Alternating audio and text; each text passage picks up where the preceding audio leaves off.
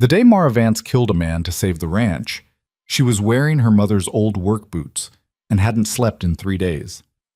That moment was still months away, buried beneath layers of dust, blood, and decisions that would reshape everything. But on the scorching afternoon when their wagon first rattled onto Caleb Rohr's failing property, none of them knew how far they'd have to fall before they could stand. This is a story about survival when the world wants you broken, about fighting when mercy runs dry, about building something worth keeping when everyone around you is waiting for the collapse. Stay with me until the end. Hit that like button. Drop a comment telling me what city you're watching from. I want to see how far this story travels. Now, let me take you back to where it started. To the dust. To the heat. To the moment two strangers arrived at a ranch that was barely more than bones and stubborn pride. The sun that day wasn't just hot. It was mean.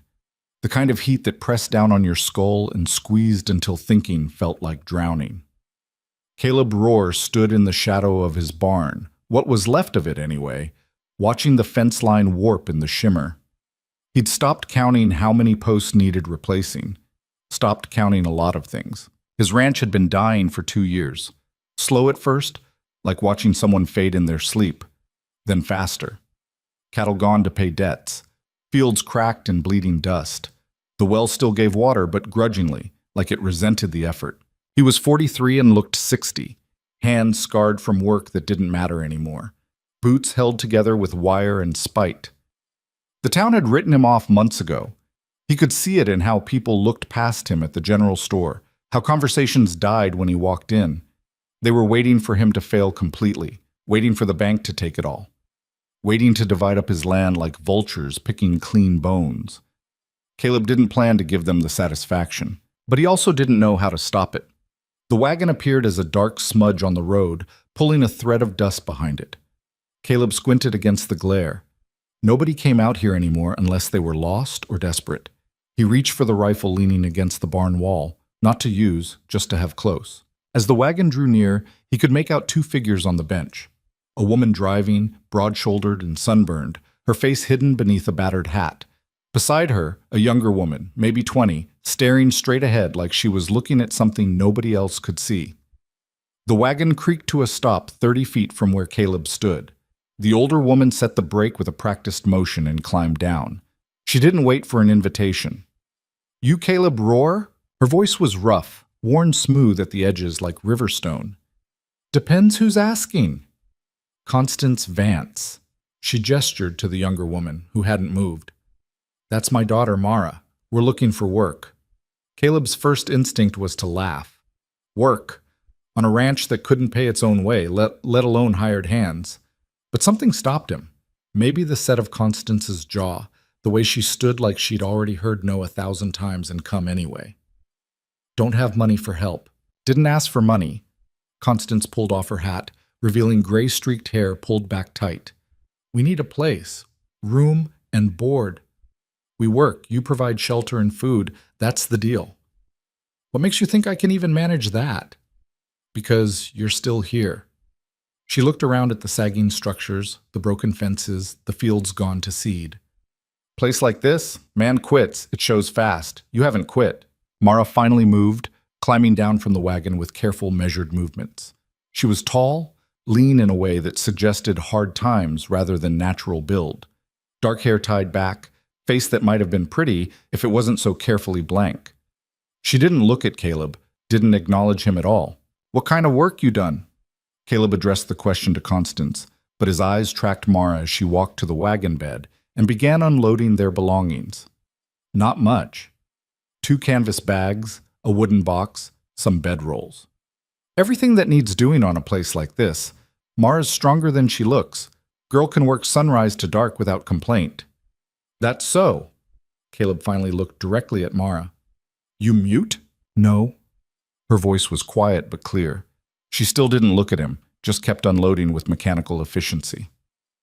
Constance stepped forward, and Caleb saw something flash in her eyes. Protective. Fierce. "We don't answer questions about where we come from or why we're here. We work hard, 'cause no trouble, keep to ourselves. That's all you need to know." It was a test, Caleb realized. She was drawing a line and waiting to see if he'd cross it. The smart thing would be to send them on. 2 women, mysterious past, showing up out of nowhere. The town would have opinions. Hell, they'd have opinions that would curdle milk. And he had enough problems without adding fuel to fire. But Caleb looked at his ranch, at the work one man couldn't possibly do alone, at the slow-motion collapse he'd been fighting with bare hands and diminishing hope. And he looked at Mara, the way she moved with purpose, the way her hands knew how to handle work. "There's a line shack about quarter-mile east," he said. "Roof's good, walls are solid. You can have that. I'll provide food, what I've got anyway. We eat simple." Constance's shoulders dropped half an inch. Not relief exactly, but something close. "When do we start?" "Now's good as any. Fences won't fix themselves." The first 3 days passed in relative silence. Caleb showed them the line shack, 2 rooms, sparse but weather-tight. He brought over a spare stove, some basic furniture. They accepted it without comment or gratitude, just practical acknowledgement. Then they worked. Mara especially. She attacked the ranch like it had personally offended her. Up before dawn, moving through tasks with relentless focus. Fence repair, barn mucking, equipment maintenance. She didn't talk much, didn't rest much. Just worked. Caleb found himself watching her when he thought she wouldn't notice. There was something almost desperate in how she threw herself at the labor, like she was trying to exhaust something inside herself that wouldn't stay quiet otherwise. Constance was steadier, more methodical. She had a way of assessing a job, breaking it down, tackling it in efficient steps. Between the two of them, they accomplished more in 72 hours than Caleb had managed in the previous month. On the 4th morning, he found Mara in the main barn before sunrise, reorganizing the tack room. "Didn't ask you to do that." She didn't startle, didn't stop working. "It needed doing. Most of that equipment doesn't even get used anymore. Might need it later." She hung a bridle on a newly installed hook, testing its strength. "Better to be ready." Caleb leaned against the doorframe, coffee mug warming his hands against the pre-dawn chill. "Your mother said you don't answer questions." "That's right. So I won't ask any." He paused. "But I'll tell you something. This ranch is failing. Bank's going to call the loan soon. I'm holding on by my fingernails here. If you're looking for security, this ain't it." Mara turned to face him for the first time since they'd arrived. In the thin morning light, he could see she had gray eyes, clear and direct. "We're not looking for security," she said. "We're looking for work. There's a difference." "What difference?" "Security's something someone gives you. Work is something you take." She went back to organizing the tack. Conversation over. Caleb finished his coffee and headed out to check the irrigation ditches. When he glanced back, he could see Mara through the barn door, still working, still moving, still fighting whatever it was she'd brought with her. The town noticed within a week. Caleb came into Cedar Bluff on Saturday for supplies, what few he could afford. The general store had been his first stop for 20 years, but lately it felt like walking into a courtroom where the verdict was already decided. Martin Beck, who ran the place, watched Caleb enter with the expression of a man smelling something unpleasant. "Caleb?" "Martin, need some flour, coffee, salt." "Heard you got help out there?" Word traveled fast in small towns. Traveled faster when people had nothing better to do than inventory other folks' business. "Hired 2 hands. That a problem?" "2 women, from what I hear." Martin made a show of measuring out flour, his movements deliberately slow. "Living out there with you." "They live in the line shack. They work for room and board." "Sure they do."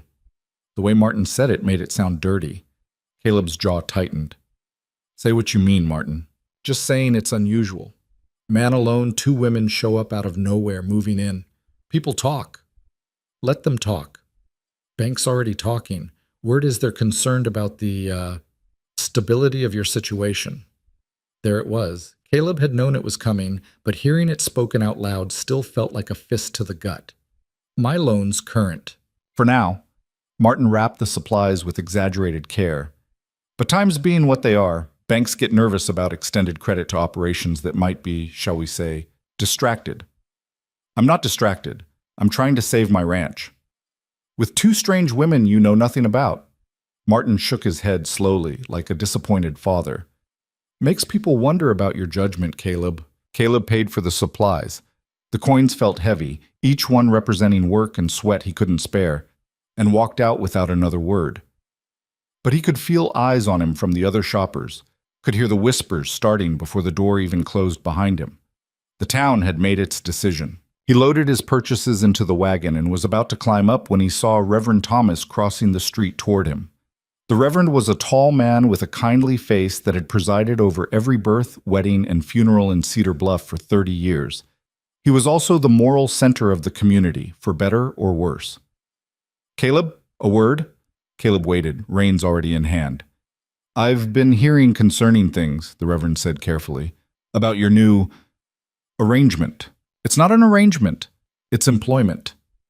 2 unmarried women living on your property. You must see how that appears. It appears like I needed help and they needed work. In the eyes of the community can mind its own business." Caleb cut him off, surprising himself with the sharpness in his voice. "Those women work harder than any man I could have hired. They're respectful, they keep to themselves, and they're helping me save my ranch. That's all that matters." Reverend Thomas's expression shifted, becoming harder. "What matters, Caleb, is propriety, decency. You're inviting scandal, and scandal affects everyone. The bank, the merchants, the church, we all have reputations to maintain. My ranch is dying, you understand that? I'm about to lose everything my family built, and you're worried about reputation? I'm worried about your soul, and about those women, whoever they are. This situation will not end well. Send them away, Caleb, before this becomes something worse." Caleb climbed onto the wagon seat. "Go to hell, Reverend." He drove out of town with his jaw clenched so tight his teeth ached. Behind him, he could imagine the conversations exploding, the righteous indignation spreading like fire through dry grass. Let them burn. When he got back to the ranch, he found Mara replacing boards on the corral fence. She'd stripped down to a simple work shirt, sleeves rolled up, and her arms were lean muscle and old scars. She worked with a rhythm that suggested she'd done this kind of repair 1,000 times before. Constance emerged from the barn with a bucket of tools. She saw Caleb's face and stopped. "Trouble in town?" "The usual kind." "Which kind is that?" Caleb started unloading the supplies. "The kind that comes from people with too much time and not enough sense. They don't like us being here." It wasn't a question. "They don't like anything that doesn't fit their idea of how things should be." He paused, a sack of flour in his arms. "Reverend Thomas suggested I send you away, said the situation wasn't proper." Constance's laugh was short and bitter. Proper. That word's caused more suffering than most sins. Mara had stopped working, though she didn't turn around. Caleb could see the tension in her shoulders. "I'm not sending you anywhere," he said. "You work hard, you don't cause trouble. That's all that matters to me. But I need you to know this is going to get worse before it gets better. Town's already made up its mind." "Towns always do," Constance said. "We've been through worse." "Have you?" She met his eyes, and he saw something there that made him believe her. Constance Vance had seen hard miles, hard choices. This was just another stop on a road that had worn grooves in her soul. Mara turned finally, hammer still in her hand.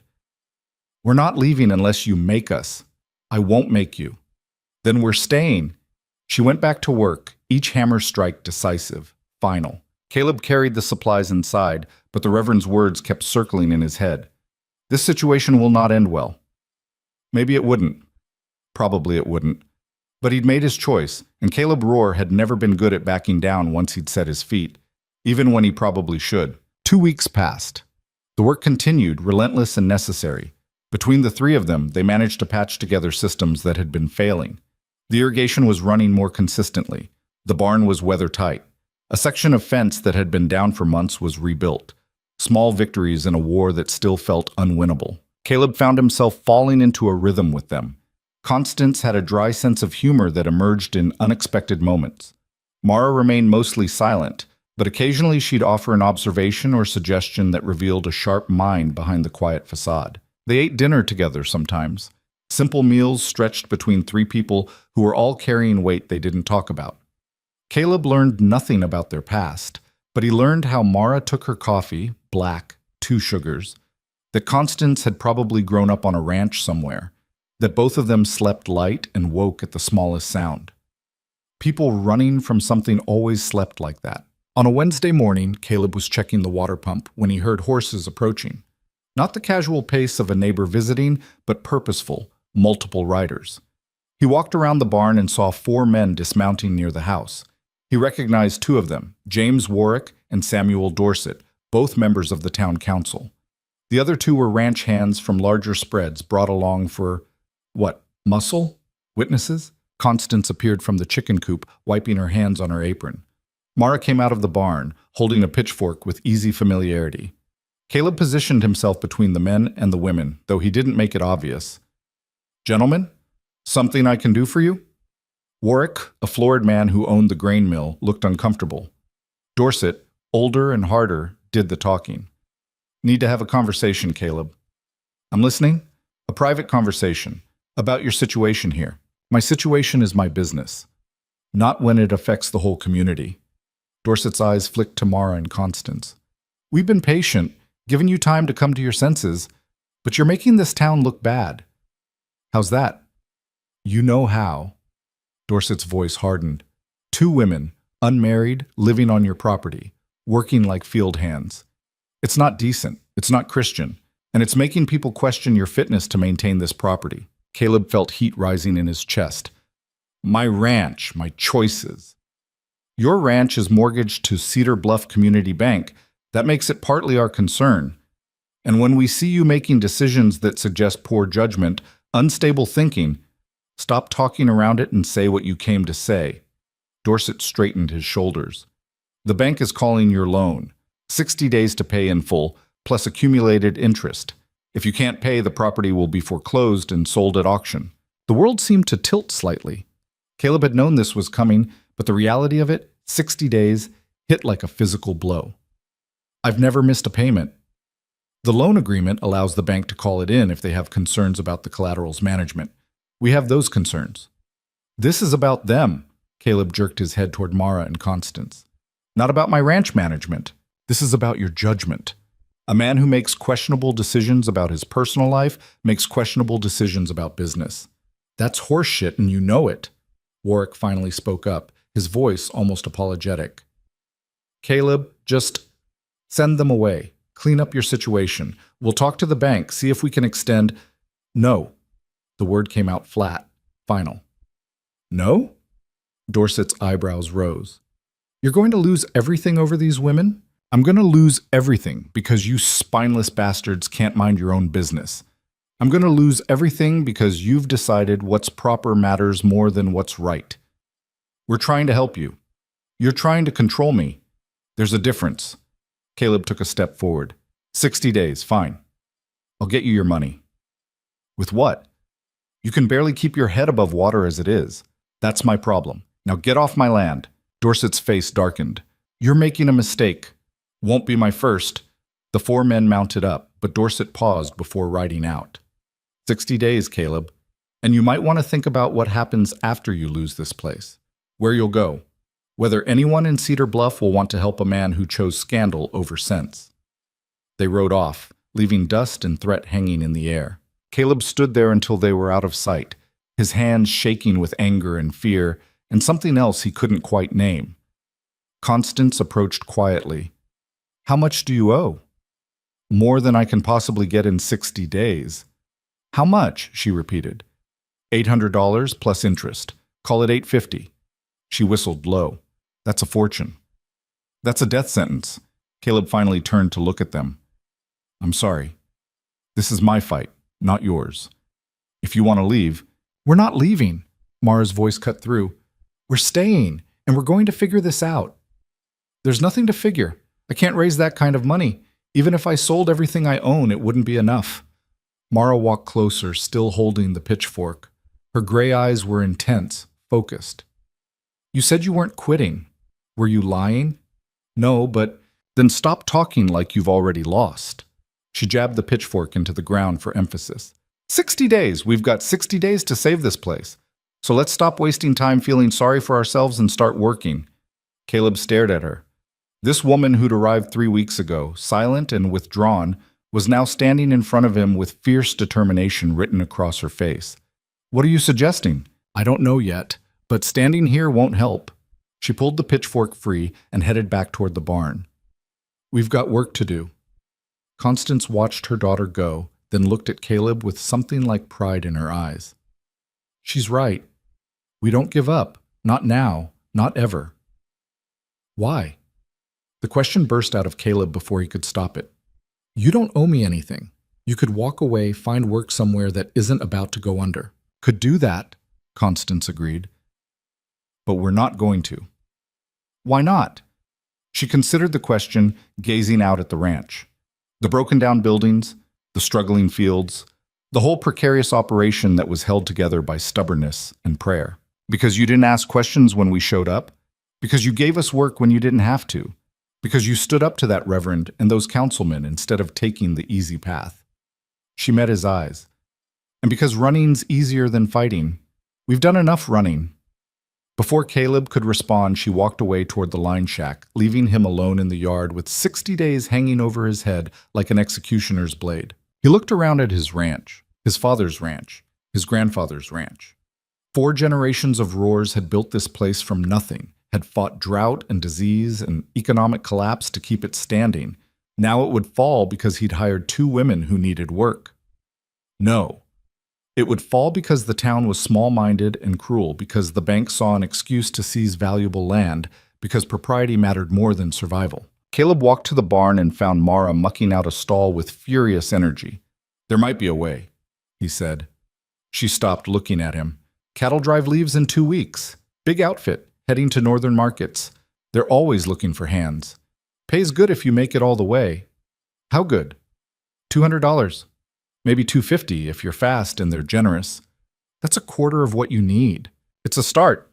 And I could sell off some equipment, maybe scrape together another 100. Still short, but Mara leaned on the pitchfork, thinking. When you say they're always looking for hands, you mean men. Usually, but not always. I've heard of women on drives. Not many. It's rough work, dangerous. Most outfits won't even consider it. But some will. Caleb nodded slowly. Some will. If you're good enough, if you're tough enough, if you don't mind being the only woman among 30 men for 3 months on the trail. 3 months.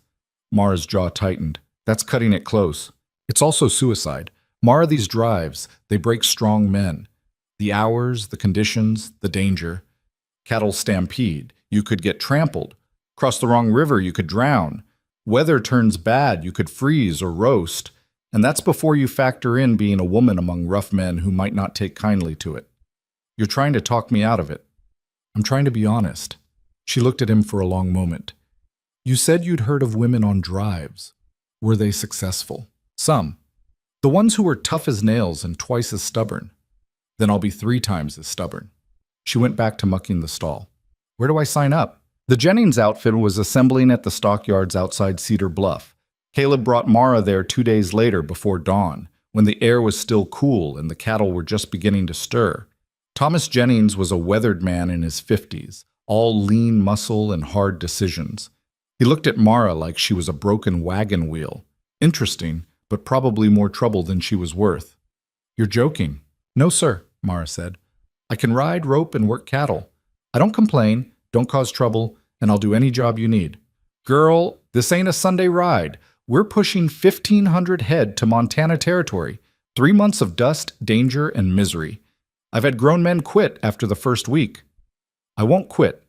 Jennings looked at Caleb. This your idea? It's hers. I'm just vouching that she can do the work. Can you now? Jennings turned back to Mara. Show me. They spent the next hour testing her. Roping, she was adequate, not spectacular. Riding, she could sit a horse through basic maneuvers. Cutting cattle, she had decent instincts. Nothing outstanding, but competent. Jennings finally pulled off his hat and wiped his forehead. I've seen worse, but that doesn't mean I'm taking you. Why not? Because you're a woman, because I've got 30 men signed on, and adding you to that mix is asking for trouble. Because if something happens to you out there, it's my responsibility. I'll sign whatever paper you want that says it's not. It doesn't work that way. Mara stepped closer, and there was steel in her voice.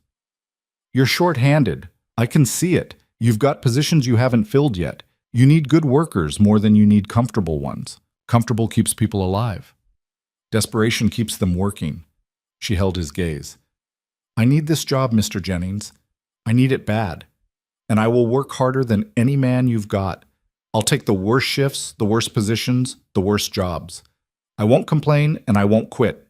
All I'm asking is a chance. Jennings looked at her for a long time, then at Caleb, then back at her. 150, that's my offer. Take it or leave it.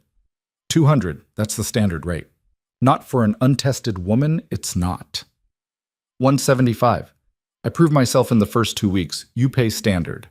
Jennings snorted, but there was something like respect in his eyes. Stubborn. Determined. Same thing dressed up pretty. He extended his hand. 175. But you prove yourself every day. Understand? First sign you can't hack it, you're gone. Mara shook his hand, her grip firm. Understood. We leave in 4 days. Be here before dawn on Monday. Bring your bedroll, 1 change of clothes, and that's it. Everything else will slow you down. They left the stockyard with a mixture of triumph and dread. Mara had the job. Now she had to survive it. On the ride back, Caleb broke the silence. You don't have to do this. Yes, I do. Mara, stop. She cut him off, voice hard. I know what you're going to say. It's too dangerous, too hard, too much. But I'm going. For the ranch, for my mother, for... She trailed off. For what? For myself. The words came out quiet but fierce. I need to prove I can do hard things, that I'm not just running anymore. Running from what? She didn't answer, and Caleb didn't push. They rode the rest of the way in silence, both of them knowing that in 4 days, everything would change. The night before Mara left, Constance cooked a real meal. Precious supplies stretched into something that almost felt like celebration. Fried chicken, biscuits, beans cooked with bacon and molasses. They ate at the small table in Caleb's kitchen, the 3 of them crowded together in lamplight while darkness pressed against the windows. You scared? Constance asked Mara. Terrified. Good. Fear keeps you sharp. Constance tore a biscuit in half, steam rising. Just don't let it freeze you. What if I can't do it? What if I'm not strong enough? You're strong enough, Caleb spoke quietly. Question is whether you're stubborn enough. I'm stubborn. Then you'll make it. Mara pushed food around her plate. What if it's not enough? 175, even 200. That's still not close to what you need. I'll figure something out. Sell equipment. Maybe some land if I can find a buyer fast enough. Caleb didn't sound convinced. We'll make it work. And if we don't? The question hung there, heavy and unavoidable. Then at least we fought, Constance said. At least we didn't just roll over. After dinner, Mara went out to the porch. Caleb found her there an hour later, staring at the stars scattered across the black sky like thrown salt. Can't sleep? Didn't try. She glanced at him. Seemed wasteful, sleeping through my last night here. You'll be back. Maybe. Caleb leaned against the rail beside her. The night was cool, carrying the smell of dust and sage from the fields beyond. That first day, he said, when you showed up, I almost sent you away. Why didn't you?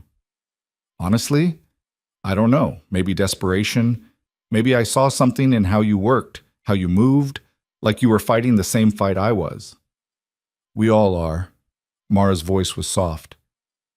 Fighting to stay, fighting to matter, fighting to prove we deserve the space we take up. Is that what you're doing? Proving you deserve space? She was quiet for a long time. Someone told me once that I was worthless, that I'd never amount to anything, never be anything but a burden. She took a shaky breath. I need to prove that was a lie. Who told you that? Doesn't matter. He's gone. The way she said it made Caleb wonder exactly how gone, but he didn't ask. For what it's worth, he said, you're not worthless. You're one of the hardest workers I've ever seen, and you've got more courage than anyone I know. Courage or stupidity. Same thing sometimes. She laughed, short and sharp, then fell silent again, looking at the stars. Thank you, she said finally, for not asking questions, for letting us stay, for fighting the town when you didn't have to. They were wrong. They usually are. Doesn't stop them. Caleb pushed off from the rail. Get some rest. Even if you think you can't, you'll need every bit of strength tomorrow. Caleb? She stopped him before he could go inside. If I don't make it back, you will. But if I don't, take care of my mother. She's stronger than she looks, but she's tired, so tired. Don't let her work herself to death trying to save this place. Mara, promise me. He looked at her, This woman he'd known for less than a month, but who had somehow become essential to the fragile hope holding his world together. I promise. She nodded once, satisfied, and went back to watching the stars. Caleb left her there, alone with the night and her fears and whatever she was running from that had brought her to his failing ranch in the first place. Inside, he found Constance sitting at the kitchen table, mending one of Mara's shirts. "She's going to be okay," Constance said without looking up. "My girl's tougher than railroad spikes." "I hope you're right." "I am." The needle flashed in lamplight. "But that doesn't mean I'm not scared." "Of the drive?" "Of losing her again." Constance's hands stilled. "We ran from something bad, Caleb, real bad. And Mara took the worst of it. This drive, this fight, it's about more than money for her. It's about proving she's more than what was done to her." Caleb sat down across from her. "What was done to her?" "Not my story to tell." Constance resumed sewing. "But I will say this. If she survives that cattle drive, if she comes back having proved to herself what I already know, she'll be unstoppable. And whatever fight comes next, she'll be ready." "What if she doesn't survive it?" Constance's face hardened. "Then I'll burn this whole town down." The quiet way she said it made Caleb believe her completely. Morning came too fast. Mara was packed and ready before the sun cleared the horizon, her bedroll tied tight, her hat pulled low, her mother's old work boots laced to the knee. Constance hugged her fiercely, whispering something Caleb couldn't hear. Mara nodded against her mother's shoulder, then pulled back. "Take care of each other," she said to both of them. "We will. You take care of yourself." Caleb drove her to the stockyards in the wagon, neither of them speaking much. What was there to say? Good luck felt inadequate. Be safe felt impossible. Come back felt like begging. At the yards, the cattle were already stirring, a sea of brown and horns and dust. 30 men were mounted and waiting, rough-looking cowboys who eyed Mara with everything from curiosity to open hostility. Jennings rode over as Mara dismounted from the wagon. "Last chance to change your mind." "Not changing it." "All right, then." He gestured to a rangy chestnut gelding. "That's yours.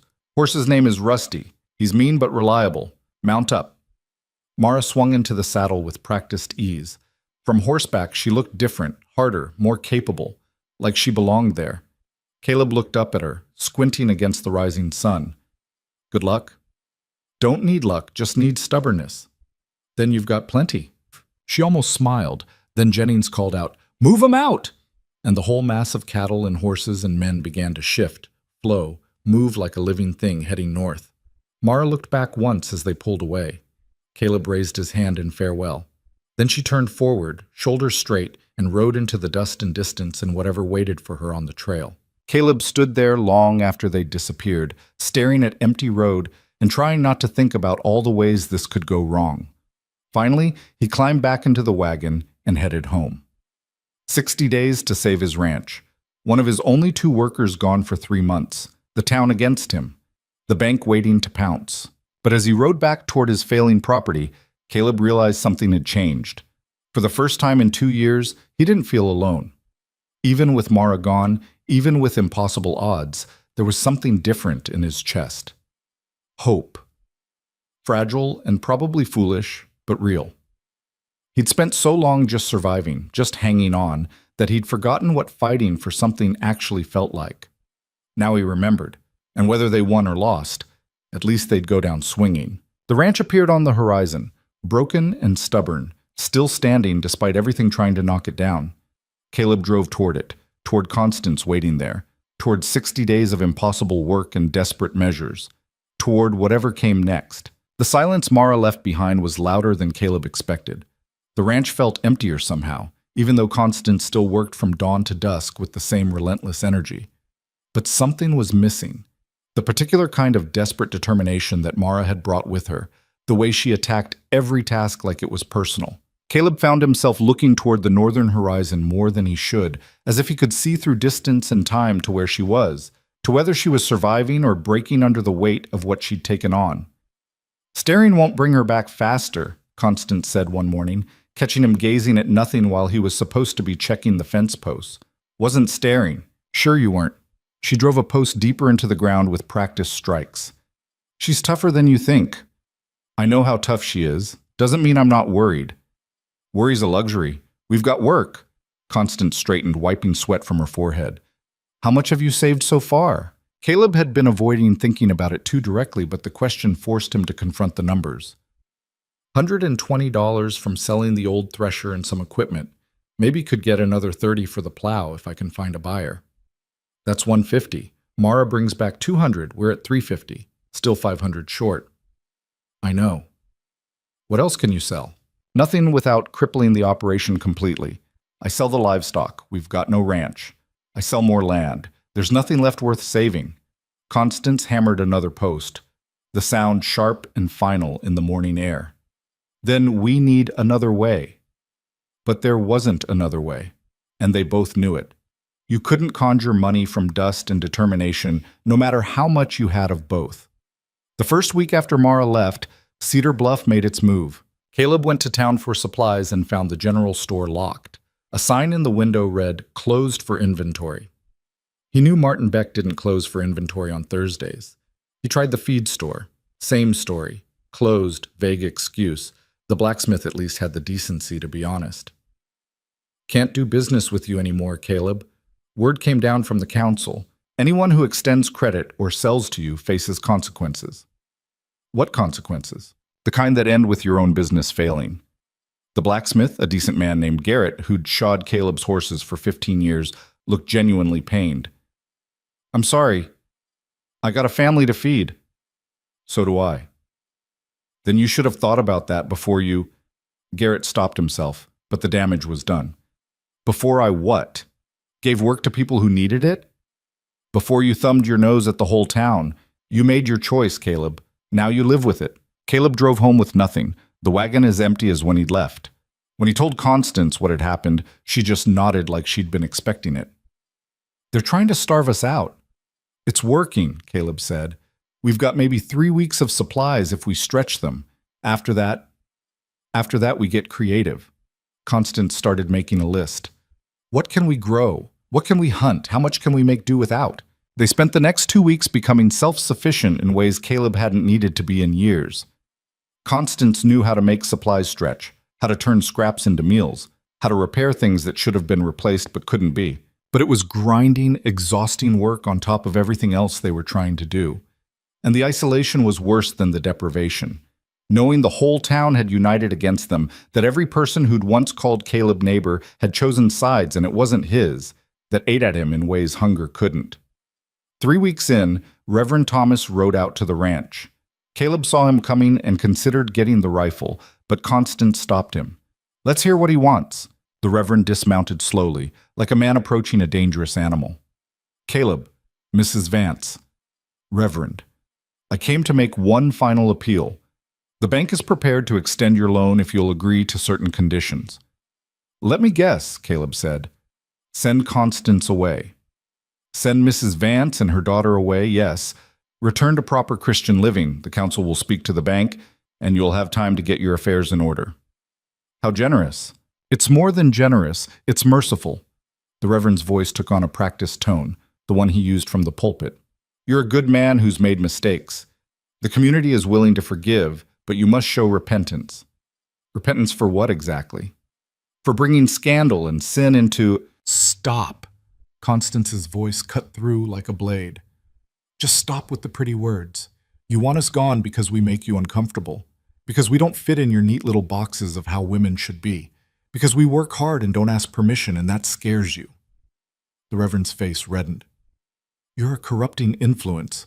I'm a woman who knows how to work. That's my sin. That I can mend fence and muck stalls? Your sin is prideful independence. A woman should be under the guidance of a husband, a father. A woman should be free to live without starving, Constance shot back. But I guess that's not in your holy book. Reverend Thomas turned to Caleb. You see what I mean? This is the poison you've allowed into your home. Send them away, Caleb, before it's too late. Caleb had been listening to this kind of talk his whole life.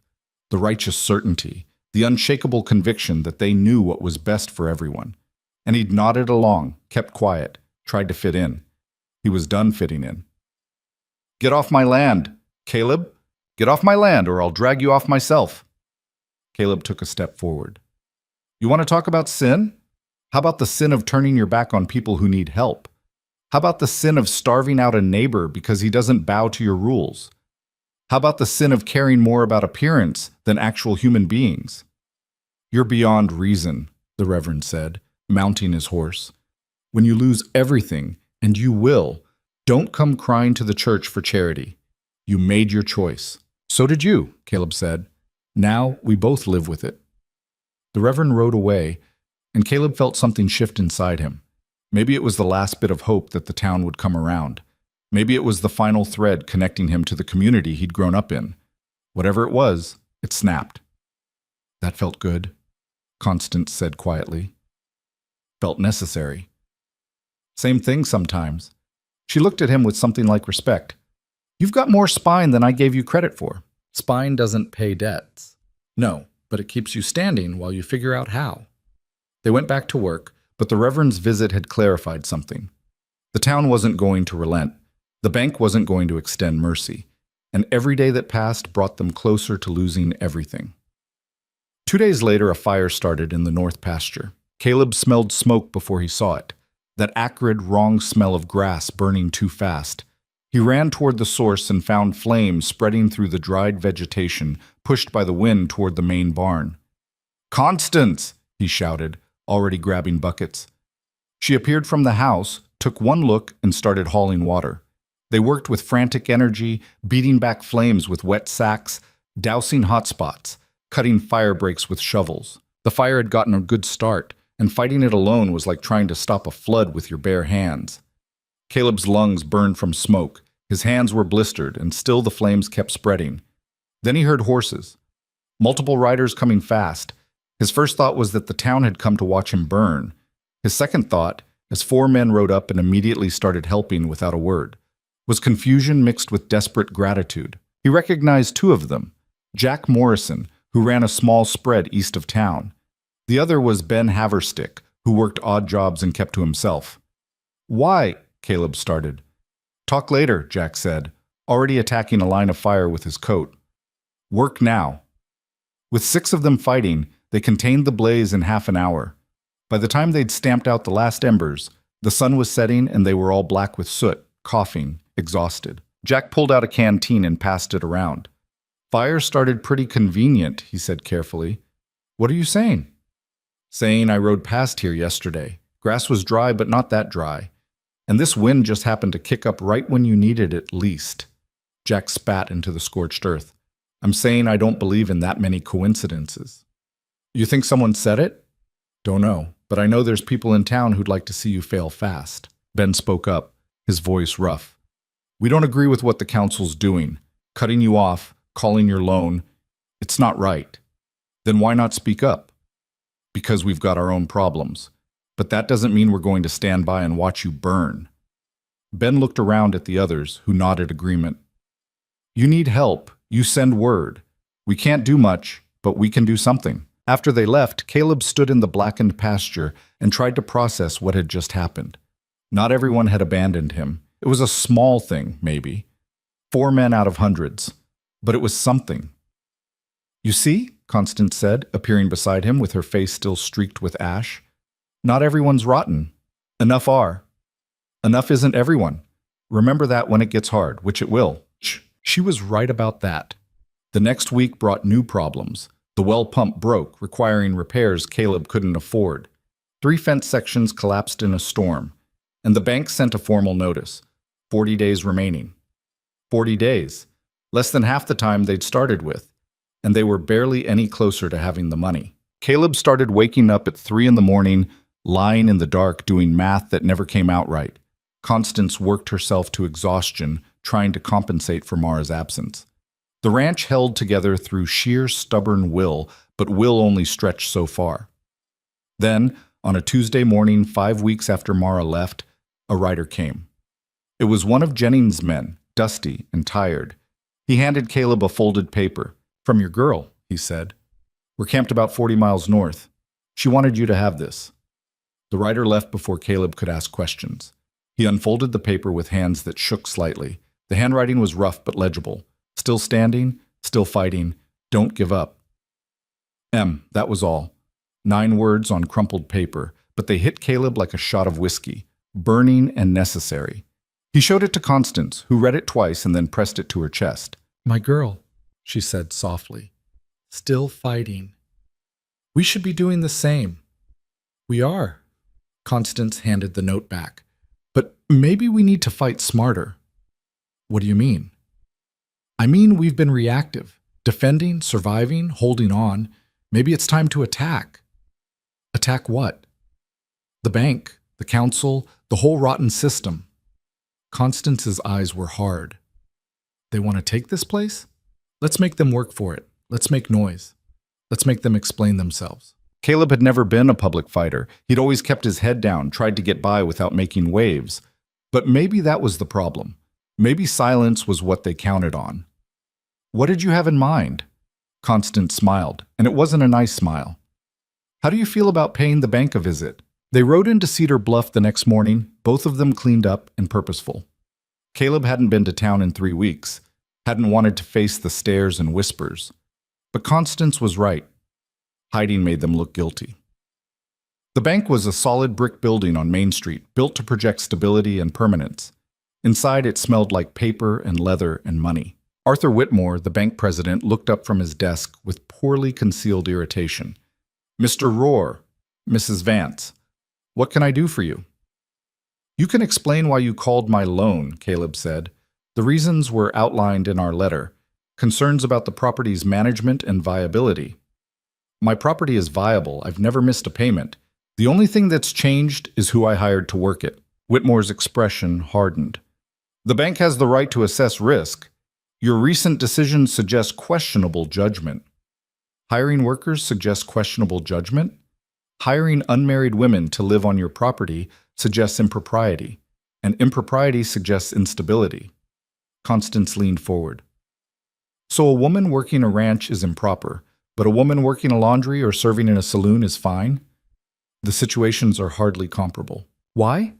Because one fits your idea of what women should do and the other doesn't? Because one maintains proper boundaries and the other— Whitmore stopped, realizing he was being led into dangerous territory. And the other threatens your control, Constance finished. That's what this is really about. Not money, not risk. Control. You can't stand that we're not asking permission. This conversation is over. Whitmore stood. You have 35 days remaining on your loan, Mr. Rohr. I suggest you spend them productively rather than harassing bank staff. They left, but not before Caleb turned back. One more thing. If this foreclosure goes through, I'm going to make sure everyone knows exactly why. I'm going to tell every newspaper, every politician, every person who'll listen that Cedar Bluff Community Bank destroys honest ranchers because they don't like who they hire. Let's see how that affects your reputation. Whitmore paled slightly. Is that a threat? It's a promise. Outside, Constance grabbed Caleb's arm. That was good. You rattled him. Won't change anything. Maybe not, but at least he knows we're not going quietly.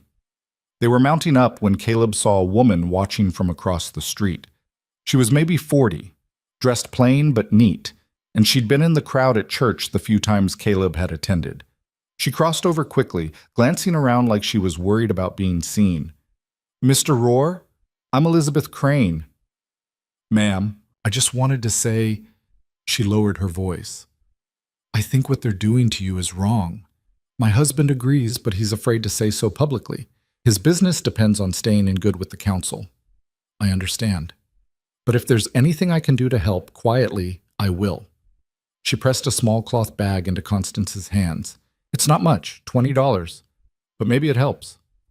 Before either of them could respond, she hurried away, disappearing into the general store. Constance opened the bag. Inside were 2 $10 bills and a note. You're not alone. Women of Cedar Bluff. Well, Constance said quietly, maybe we're not. They rode home with $20 they didn't have before, and the knowledge that somewhere in the town's hostility there were cracks. Small ones, maybe, but cracks nonetheless. The days blurred together after that, work and worry in equal measure. Caleb sold another piece of equipment for $40. Constance found odd jobs she could do from the ranch, mending, sewing, small repairs for the few people who'd risk buying from them. Every dollar counted. Every dollar went into the tin box Caleb kept hidden under a floorboard in his bedroom. $350 now. Still 400 short, 28 days left. Then a letter came, delivered by the same writer as before, this one longer, making it, barely. They respect me now, or most do. One cowboy, Carter, been trouble from the start. Tried to run me off 3 times. Jennings backed me up, but it's getting worse. Don't worry, I can handle him. We should reach Montana in 3 weeks. I'll have the money. Hold on. Please hold on. Caleb read it to Constance, who listened with her jaw tight. She doesn't say what kind of trouble. No. My girl can take care of herself, but if that man hurts her, she'll be all right, Caleb said, hoping it was true. Another week passed. 21 days left. Jack Morrison showed up one evening with a wagon load of supplies, flour, coffee, beans, salt. Consider it a loan, he said when Caleb protested. Pay me back when you can. If I can't pay the bank, I can't pay you. Then don't worry about it. Jack started unloading. Sometimes people need help and sometimes they can give it. This is me giving it. 2 days later, Ben Haverstick came by with nails and wire for fence repairs. Found these laying around, he said, which was obviously a lie, but Caleb took them anyway. Small acts of defiance against the town's united front. Small enough to be deniable, but meaningful nonetheless. Constance started keeping a list of everyone who helped, everyone who showed even a hint of support. When this is over, she said, we remember. We remember who stood with us and who tried to crush us. What if it doesn't end well? Then we at least know who our people are. 14 days left. Caleb couldn't sleep anymore. He'd lie awake doing calculations, trying to find money that didn't exist in places he'd already looked 100 times. The tin box held $430 now, painfully close, but impossibly far. Constance found him one night, sitting at the kitchen table at 2 a.m, staring at columns of numbers. You're going to make yourself sick. We're going to lose everything. Maybe. She sat down across from him. Or maybe we won't. Maybe Mara comes back with enough. Maybe some miracle happens. Maybe... There are no miracles, Constance. Just math. And the math doesn't work. She reached across and closed his ledger book.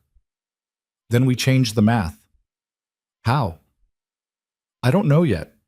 But sitting here drowning in numbers isn't helping. She stood and put water on to boil.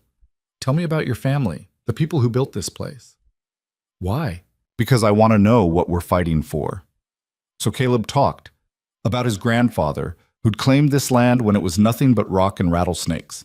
About his father, who'd built the barn and the house and the irrigation system that still worked when everything else was falling apart. About his mother, who died when he was 12, leaving his father to raise him alone. They worked themselves to death for this place, Caleb said. All of them. And I'm going to be the one who loses it. You haven't lost it yet. 10 days, Constance. 10 days and we're still 400 short, even if Mara brings back every penny. It's over. It's not over until the bank takes the deed from your hands. Until then, we fight. A noise outside stopped their conversation. Hoofbeats, fast and urgent. Caleb grabbed the rifle and went to the door. In the moonlight, he could see a horse and rider approaching at a gallop, too fast for anything good. The rider pulled up hard, the horse lathering and blowing. It was one of Jennings's men again, different from the last messenger. You, Caleb, roar? Yeah. Got a problem. Your girl, Mara, she's in trouble. Caleb's blood went cold. What kind of trouble? Carter, the hand I think she mentioned in her letter, he's been pushing hard. Tonight things got physical. She defended herself, but the man paused. She put a knife in him. Didn't kill him, but close. Jennings had to pull her off. Constance was at Caleb's shoulder now. Where is she? About 30 miles north. Jennings sent me to fetch you. Said you'd want to know. Said, maybe you could talk sense into her before this gets worse. Worse how? Carter's friends want revenge. Jennings is holding them off, but barely. And Mara... The messenger shook his head. She's not backing down. She's daring them to try something. It's going to end bad unless someone stops it. Caleb looked at Constance. I have to go. We have to go. The ranch will still be here tomorrow. Our girl might not be if we don't help her. Constance was already moving toward the barn. Saddle the horses. We ride now. They were on the road within 20 minutes, following the messenger north through darkness and dust. Caleb's mind raced through possibilities, each worse than the last. Mara injured, Mara killed, Mara in jail for stabbing a man, Mara losing the job that was supposed to save them all. The drive's camp appeared just before dawn, a sprawl of bedrolls and wagons circling 1,500 head of restless cattle. Men moved in the half-light, but the usual sounds of morning work were subdued, tense. Jennings met them as they rode in. "Glad you came. Maybe you can talk some sense into her. Where is she?" He pointed to a wagon set apart from the others. Mara sat on the tailgate, a rifle across her knees, dried blood on her shirt. Her face was set in hard lines, and her eyes tracked movement in the camp like a predator watching threats. Constance dismounted and walked toward her daughter. Mara's expression flickered, relief, shame, defiance all at once. "Mama, let me see." Constance examined her quickly. "You hurt?" "No, blood's not mine." "Good." Constance sat beside her. "Now tell me what happened." "Carter's been making it hell for me since day one. Tonight he cornered me away from camp, said if I didn't leave he'd make me. I told him to try." Mara's voice was flat, emotionless. "He tried. I had a knife. He won't try again." "How bad is he?" "Shoulder wound. Messy, but not fatal." Caleb approached slowly. "Where's Carter now?" "His friends took him to town for the doctor," Jennings said. "But they'll be back. And when they come back, they'll want blood. My blood or hers doesn't matter to them." "Can you protect her?" "For a while, but I can't watch her every second for the next 2 weeks. And I can't have this kind of trouble on my drive." Jennings looked genuinely conflicted. "She's been a good hand. Better than good. But if this turns into a range war, I lose everything." Mara stood, the rifle easy in her hands. "I'm not quitting." "Mara," Caleb started. "I'm not quitting," she repeated, steel in every word. "I've come this far. We need this money. I'm not running because some coward with friends thinks he can scare me off." "He almost killed you." "He failed." "I didn't." She met Caleb's eyes. "I'm finishing this drive. You want to help? Back me up. You want to make me leave? You'll have to tie me to a horse and drag me." Constance turned to Jennings. "How long until you reach Montana?" 2 weeks if we push hard." "Push hard. Get her there, get her paid, get her home." Constance looked at Carter's friends who were watching from across the camp with hostile eyes. "And if anyone tries to hurt my daughter again, they'll answer to me." It was an empty threat. Constance couldn't protect Mara from 30 miles away. But the way she said it made even the hostile cowboys shift uncomfortably. Jennings ran a hand through his hair. "This is a mistake." "Probably," Mara agreed, "but it's my mistake to make." They stayed until full dawn, long enough to make sure the situation had cooled from boiling to just simmering. Carter's friends kept their distance, and Jennings made it clear he'd fire anyone who started trouble. Before they left, Caleb pulled Mara aside. "You don't have to prove anything." "Yes, I do." Her voice was quiet but fierce. "To myself, if nobody else. I need to finish this. I need to know I didn't quit when it got hard. It's more than hard. It's dangerous. So is living." She looked at him with those gray eyes that had seen too much. "You're fighting for your ranch. Let me fight for my dignity. Same battle, different fields." There wasn't anything Caleb could say to that, so he just nodded and mounted up. As they rode away, Constance said, "She'll make it." "You sure?" "No, but I believe it anyway. Sometimes that's all you've got." They got back to the ranch with 9 days left and $400 still to find. The ride had cost them a full day, time they couldn't spare. But seeing Mara alive and fighting had given Caleb something he'd been running low on: purpose. That night, he rode into Cedar Bluff for the first time in weeks. Not to the bank or the general store, but to the houses on the edge of town where the women lived who'd sent money before. He knocked on Elizabeth Crane's door. She answered with fear in her eyes that shifted to surprise when she saw it was him. "Mr. Rohr, I need help, real help, and I'm done being too proud to ask for it." She stepped aside. "Come in." Inside, 3 other women sat around a kitchen table. They'd been expecting him, Caleb realized. This wasn't coincidence. "How much do you need?" Elizabeth asked simply. "Everything I can get. We're close, but not close enough. If I can't come up with $400 more in 9 days, I lose the ranch. The women looked at each other. A silent conversation passed between them, the kind that people who'd suffered together could have without words. We'll see what we can do, one of them said. Mary something, Caleb couldn't remember her last name. Why are you helping me? Because what they're doing to you, they'd do to any of us if we stepped out of line, Elizabeth said. Because we're tired of being told what's proper when proper means quiet and obedient. Because if you lose, it proves their system works. And we can't let that happen. They sent him away with promises, but no money yet. Walking back to his horse, Caleb felt watched. The whole town seemed to have eyes on him, judging, waiting. Let them watch. 8 days left, and the tin box held $463. Constance had sold everything she owned that had any value. Caleb had stripped the ranch of every piece of equipment that wasn't essential for basic operation. Still, $400 short. Then Mara's final letter came, delivered by a rider who looked half dead from hard travel. Almost there. Montana, in 3 days. Carter tried one more time. I broke his arm. They're leaving me alone now. I'm bringing back $200. Jennings gave me the full rate after I saved the herd from a stampede. $200, Caleb, plus whatever you've saved. Is it enough? Please let it be enough. Coming home soon. Hold on. 200 would put them at 663. Still nearly 200 short. Not enough. Still not enough. Caleb sat on his porch that night, watching stars and doing math that still wouldn't balance. 7 days. 7 days to find money that didn't exist or lose everything his family had built. Constance came out and sat beside him without speaking. After a while, she said, "She broke a man's arm." "Yeah, my little girl broke a man's arm defending herself." Constance's voice held something between pride and grief. "When did she get that strong?" "Maybe she always was. Just needed a reason to show it." "What are we going to do, Caleb? Even with her money, we're short." "I don't know." They sat in the dark, two people who'd fought as hard as they could and were still losing, waiting for dawn and whatever impossible thing it might bring. Because impossible was all they had left. The wind changed on the 6th day. Caleb woke to the smell of it, dry, hot, carrying the weight of something wrong. He stood on his porch before dawn and watched the horizon, where the sky had taken on a strange orange tint that had nothing to do with sunrise. Constance emerged from the line shack, already dressed for work. She stopped when she saw his face. "What is it?"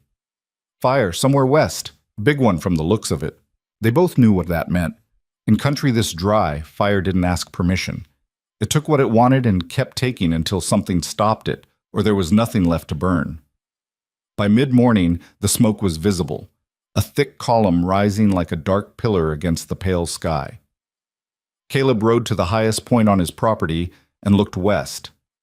The fire was maybe 10 miles out, maybe less, and the wind was pushing it steadily east, toward his ranch. He rode back hard and found Constance already preparing, filling barrels with water, soaking sacks, gathering tools. She looked up when he dismounted. "How bad?" "Bad enough. It'll be here by tonight if the wind holds." "Then we need help." "Nobody's coming. You know that." "Try anyway." She thrust a bucket at him. "Ride to town. Ask. Make them look you in the eye and say no." Caleb knew it was pointless, but he went anyway. Cedar Bluff appeared quiet in the afternoon heat, almost deserted. He found a group of men outside the saloon and dismounted. "Fire's coming," he said without preamble. "Big one headed east. It hits my place. It won't stop there. Could take out half the ranches between here and the river." The men looked at each other. Samuel Dorset stepped forward, his expression carefully neutral. "That's unfortunate." "Unfortunate?" Caleb stared at him. "It's a disaster. I need help building fire breaks. Need hands to fight it when it comes. This isn't about me. This is about stopping it before it spreads. We've got our own properties to worry about. Then help me stop it on mine before it reaches yours." Dorset's face hardened. "Maybe if it burns out your questionable operation, that's the solution we've been waiting for. Clean slate, fresh start." The casual cruelty of it hit Caleb like a fist. "You'd let it burn? Let it destroy everything?" "I'd let nature take its course." "You made your choices, Caleb. Now face the consequences." Caleb looked around at the other men. searching for any hint of humanity. A few looked uncomfortable, but none spoke up. None offered help. "You're all cowards," he said quietly. "Hiding behind righteousness while you let a man's life burn because he didn't bow to you." "We're practical," Dorset corrected, "and we protect our own. You stopped being our own when you chose scandal over community." Caleb didn't waste more words. He mounted up and rode back to his ranch, where Constance was still working alone, still preparing for a fight they couldn't win. "What'd they say?" "What we knew they'd say." He dismounted and started helping. "It's just us." "Then we'll make us enough." They worked through the afternoon with desperate efficiency, cutting fire breaks around the buildings, soaking the barn walls, moving everything flammable as far from structures as possible. It was brutal, exhausting work made worse by the knowledge that it probably wouldn't be enough. The smoke thickened as evening approached and the wind picked up. Caleb could hear the fire now, a distant roar like something alive and hungry. "We should go," he said as the sun dropped toward the horizon. "Load what we can, get to town, wait it out." "And come back to nothing?" Constance wiped sweat from her face. "No, we fight. We'll die. Maybe. Or maybe we save it." She looked at him with eyes that had seen hard things and survived them. "I didn't come this far to run at the end." So they stayed. The fire arrived just after dark, a wall of flame that lit up the western sky like hellfire. It moved fast, driven by wind and fed by months of drought. Caleb and Constance positioned themselves between the fire and the main buildings, armed with wet sacks and buckets and pure stubborn will. The heat hit them before the flames did, a physical force that made breathing painful. Then the fire itself came, consuming dried grass and brush with terrifying speed. They fought, beating back flames, dousing spot fires, protecting the buildings with everything they had. The world narrowed to heat and smoke and the relentless work of survival. Caleb lost track of time. Could have been an hour, could have been 3. His hands were blistered, his lungs burned, and still the fire kept coming. Then he heard horses. Through the smoke, riders appeared. 4, 5, 6 of them. For a moment, Caleb thought he was hallucinating. Then Jack Morrison was beside him, already attacking the flames with a wet blanket. "Couldn't let you burn alone," Jack shouted over the roar. Ben Haverstick came next, then 3 men Caleb barely knew, small ranchers from the eastern spreads, people who'd kept their distance but hadn't joined the town's crusade against him. "Firebreaks holding on the north side," one of them called. "Focus here." With 8 of them working, they had a chance. Not a good chance, but something. They formed a line, passing buckets, beating flames, holding ground that wanted to be consumed. The fire raged for hours. At some point, Caleb realized he couldn't feel his hands anymore, couldn't taste anything but smoke and ash. Constance worked beside him like a machine, relentless, refusing to slow down even when exhaustion made her stumble. Then, just when Caleb thought they were losing, the wind shifted. Not much, just enough to push the fire's leading edge south instead of straight east.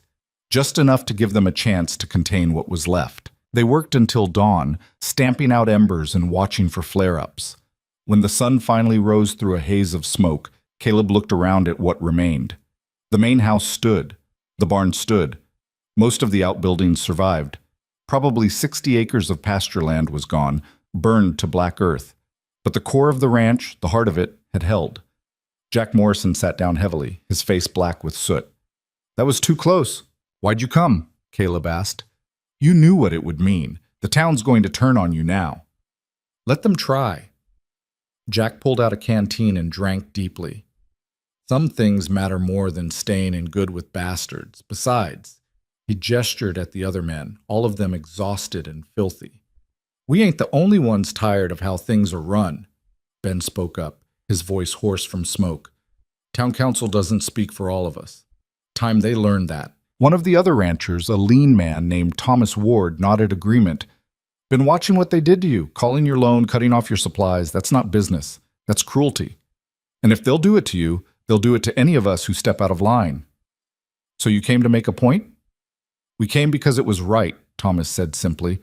"Everything else is just bonus." Constance emerged from the barn with food, bread and cheese and water, their emergency supplies. She distributed it without comment, but Caleb saw the way she looked at these men who'd risked everything to help. They ate in silence, too tired for conversation. Then, one by one, the volunteers mounted up to head home. "You need anything else? You send word," Jack said before riding out. "And when the bank comes for this place, you make noise. You tell everyone what they did and why. Don't go quiet." "I won't." After they left, Caleb and Constance stood in the yard surveying the damage. It could have been worse, much worse, but it was still bad enough. The lost pasture land would take years to recover, and they still had 5 days to find money they didn't have. "We survived," Constance said. "Barely. Barely's enough sometimes."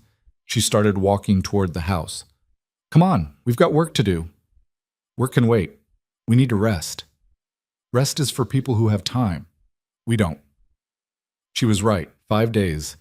And somewhere north of here, Mara was finishing the cattle drive that might save them or might not matter at all if they couldn't find the rest. Caleb spent the next day clearing debris and assessing damage while Constance worked on repairs. His whole body ached, his hands were a mess of blisters and burns, and his lungs still felt like he'd swallowed fire. But the ranch stood. That had to count for something. On the 4th day before the loan came due, a wagon arrived. Caleb reached for the rifle automatically, habit born of too many hostile visits. But the driver was Elizabeth Crane, and she wasn't alone. 4 other women sat in the wagon bed, and all of them looked nervous but determined. Elizabeth climbed down carefully. "We've been raising money, quietly, carefully. Not everyone in this town agrees with what's being done to you." "How much?" Constance asked, appearing from the barn. Elizabeth pulled out a small wooden box. Inside were bills and coins, carefully counted and wrapped. $143. It's not everything you need, but it's what we could gather without raising too much suspicion. Caleb stared at the money. Combined with what they had, with what Mara was bringing, "It's close," he said. "Real close. Maybe 50 short. Maybe less." "We'll try to find more," Elizabeth said. "But most of us don't have much to begin with. Our husbands control the money, and they'd never allow this if they knew." "You're risking a lot." "So are you." Elizabeth looked around at the burned pasture, the smoke-damaged buildings. "We heard about the fire. Heard the council refused to help. That's when we knew we had to do something." One of the other women, younger and clearly scared, spoke up. "My husband hits me when he drinks. The Reverend says I should pray and be more obedient. The sheriff says it's a family matter." Her voice shook but held steady. "You're fighting them, really fighting, so we're fighting with you." Caleb felt something crack inside him. The careful distance he'd maintained, the conviction that this was just about his ranch, his problems. These women were making it bigger than that. They were making it matter. "Thank you," he managed. "Don't thank us yet," Elizabeth said. "The council knows something's happening. They're watching everyone, looking for who's helping you. This might be the last we can do." "It's enough, more than enough." After they left, Caleb counted the money 3 times to make sure he hadn't made a mistake.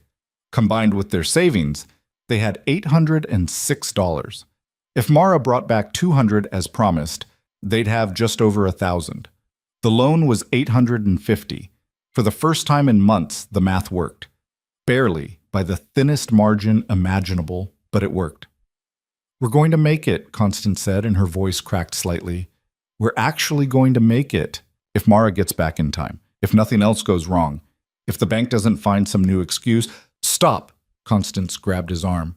"Just for 1 minute, stop preparing for disaster and accept that we might actually win." Caleb wanted to. He wanted to believe that all this fight, all this suffering, would actually lead somewhere besides more loss. But hope felt dangerous, like something that could be used against him. Still, the numbers were there, real, undeniable. 3 days, he said. "We just need 3 more days." The universe, apparently, took that as a challenge. The next morning, Caleb woke to the sound of horses, many of them. He grabbed the rifle and looked out to see a group of riders approaching. Not the town council this time. These were rougher men, harder edges. Carter's friends from the cattle drive. Caleb stepped onto the porch as they reined up in his yard.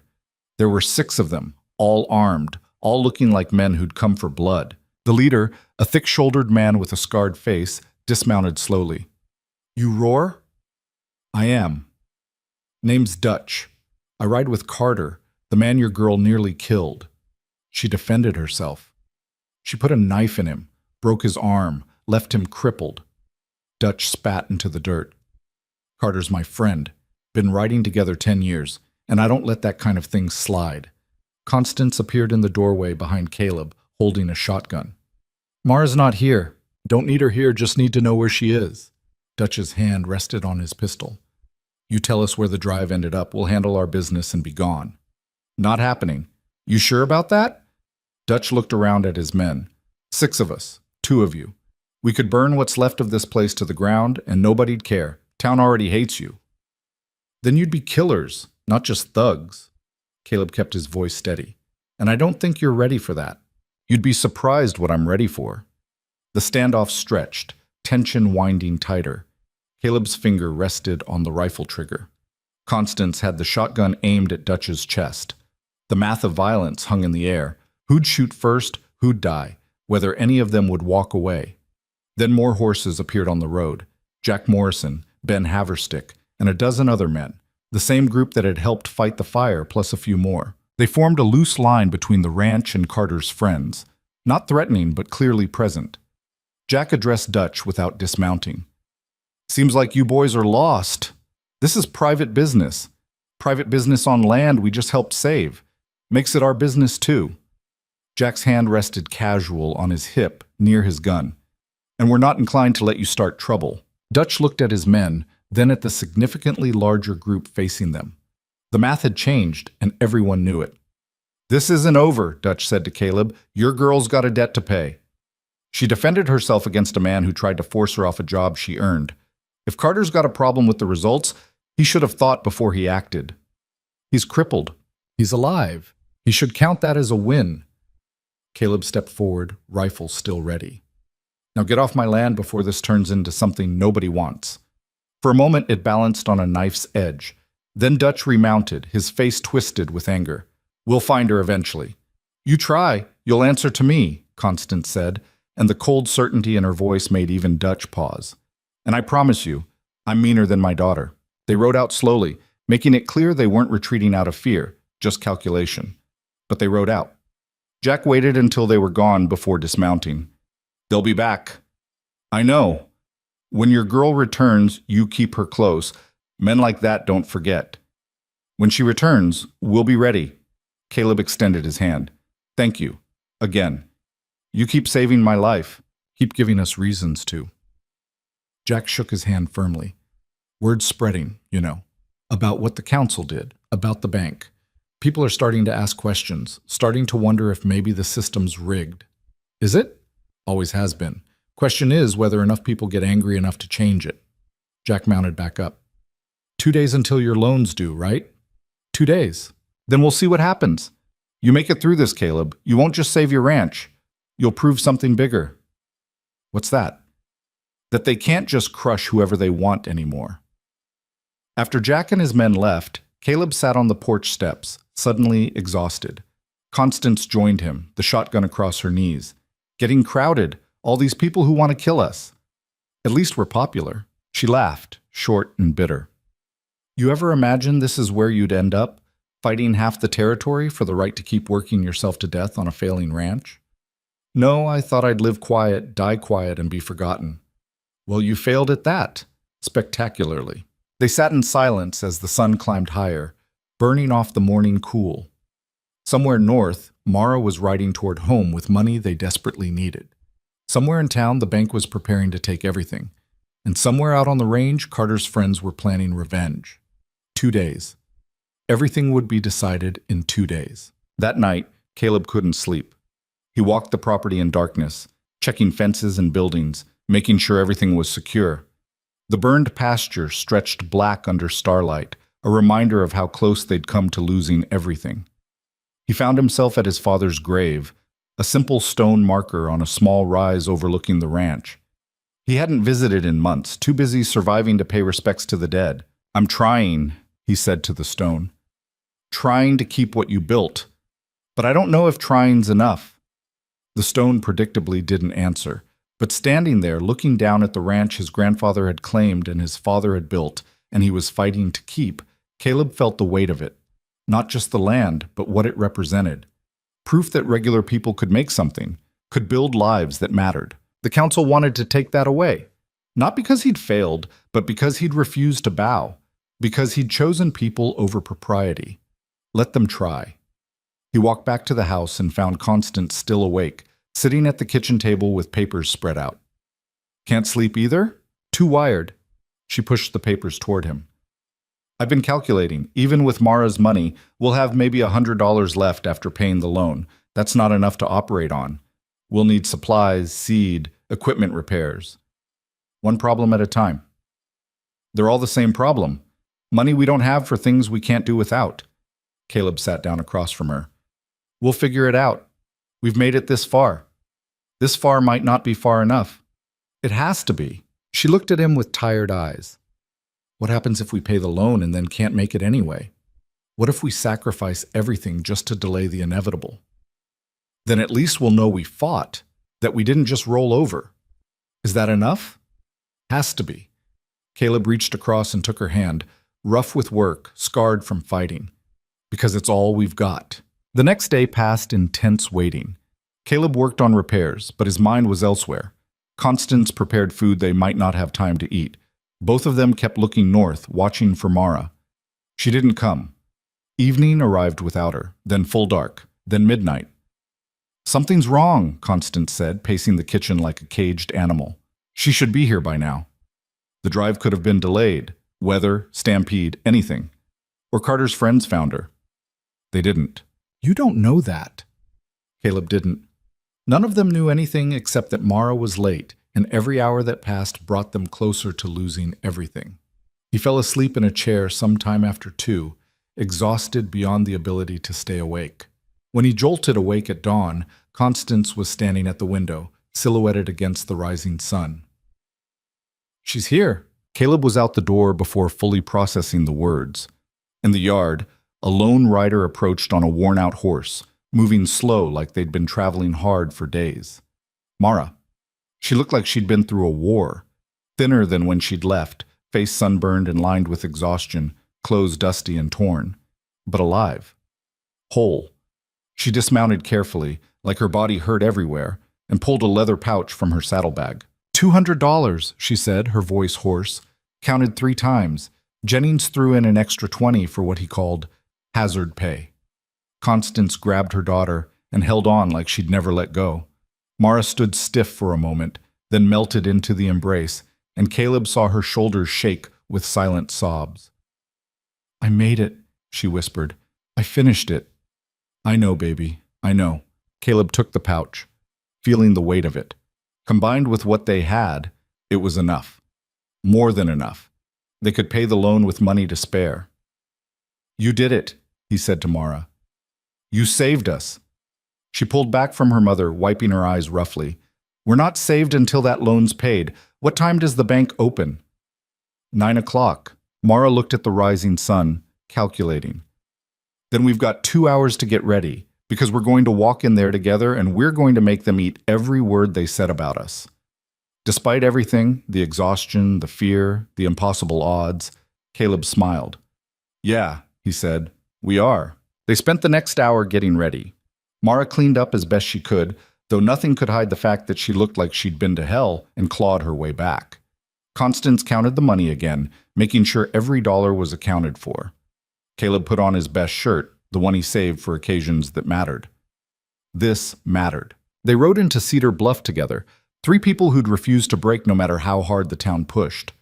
The streets were quiet at this hour, but Caleb could feel eyes watching from windows. Word would spread fast that they were here. Good. Let it spread. The bank opened at 9 exactly. Arthur Whitmore was at his desk, and his expression when he saw them walk in went from confident to confused to something like fear. Mr. Rohr, I wasn't expecting... Here to pay my loan. Caleb set the leather pouch on Whitmore's desk with a solid thunk. $850, as required. Count it. Whitmore stared at the money like it might bite him. Where did you... Does it matter? It's legal currency. Count it. The bank president opened the pouch with shaking hands and began counting. The silence stretched as he worked, sorting bills and coins into stacks. His face got paler with each count. Finally, he looked up. This is the full amount, plus $3 extra for good measure. Caleb leaned on the desk. So the loan's satisfied. My ranch stays mine, and you can go back to the council and tell them they failed. This doesn't change anything. Your operation is still questionable. Your management still... My management saved a ranch you tried to kill. My operation survived fire, drought, and a whole town turned against it. And these women, he gestured to Mara and Constance, worked harder than any man you've got. So you can keep your opinions, and I'll keep my land. Whitmore's hand trembled as he wrote out the receipt. You've made enemies today. Made them months ago. This just makes it official. Caleb took the receipt, folded it carefully, and put it in his pocket. We're done here. They walked out of the bank into morning sunlight, and Caleb felt lighter than he had in years. The ranch was his. They'd won. Around them, Cedar Bluff was waking up. People stopped to stare as the three of them walked to their horses. Some looked angry, some confused, a few even approving. Mara mounted up, wincing slightly from sore muscles. That felt good. That felt like winning, Constance corrected. Same thing. They rode out of town slowly, not hurrying, not hiding. Let people see them. Let people know that you could fight the system and survive it. Back at the ranch, the weight of the past months finally settled. They'd survived. Against odds that should have crushed them, they'd survived. But as Caleb looked around at the burned pasture, the damaged buildings, the work still ahead, he knew survival was just the beginning. Now they had to prove they could do more than just hang on. They had to build something worth keeping. The victory lasted exactly 3 hours. They were back at the ranch, Mara finally resting after months on the trail, when Caleb noticed the riders approaching. Not the usual 2 or 3, a full group, maybe 15 men, led by Samuel Dorset with Reverend Thomas riding beside him. Here we go, Constance muttered, stepping onto the porch with her arms crossed. Mara appeared in the doorway, still moving stiff from the cattle drive, but alert. What do they want now? Nothing good, Caleb said. The riders formed a loose semicircle in front of the house. Dorset dismounted holding a folded document like it was a weapon. Congratulations on paying your loan, he said, his voice dripping false civility. Quite a feat, gathering that much money so quickly. We worked for it. Did you? Dorset unfolded the paper. Because the council has questions about where exactly that money came from. Specifically, we have reason to believe some of it was obtained through improper means. Caleb felt ice in his stomach. What are you talking about? We're talking about theft, coercion, possibly even blackmail. Dorset gestured to 2 men Caleb didn't recognize. These gentlemen represent several prominent citizens who claim they were pressured into giving you money they now want returned. That's a lie, Constance said sharply. Nobody was pressured. People gave freely because they knew what you were doing was wrong. So you admit soliciting funds from townspeople? I admit accepting help that was offered. There's a difference. Reverend Thomas spoke up, his voice heavy with manufactured sorrow.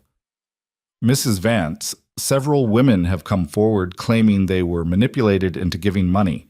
Their husbands are understandably upset. Some are demanding legal action. Mara stepped forward. Let me guess. These women just happened to come forward right after we paid the loan? The timing is unfortunate but irrelevant. The fact remains you can't stand that we won. Mara's voice was hard as nails. So now you're making up charges to try again. Dorset's face reddened. Young lady, I'd watch your tone. We have witnesses prepared to testify that you and your mother used threats and intimidation. Show me one. Mara descended the porch steps until she was face to face with Dorset. Bring me one person who'll say to my face that I threatened them. Go on. I'll wait. The silence stretched. None of the men moved. That's what I thought, Mara said. You've got nothing but lies and the same old playbook. Accuse, intimidate, destroy. Well, it didn't work before and it won't work now. This matter will be brought before the circuit judge, Dorset said stiffly. Until then, we're placing a lien on this property pending investigation. You can't do that, Caleb protested. The loan's paid. The ranch is mine free and clear. The lien is separate from the loan. It's a legal hold to ensure restitution if fraud is proven. Dorset handed him the document. You're not being evicted, yet, but you can't sell, can't take out new credit, can't do anything with this property until the matter is resolved. When will that be? Circuit judge comes through in 6 months. 6 months.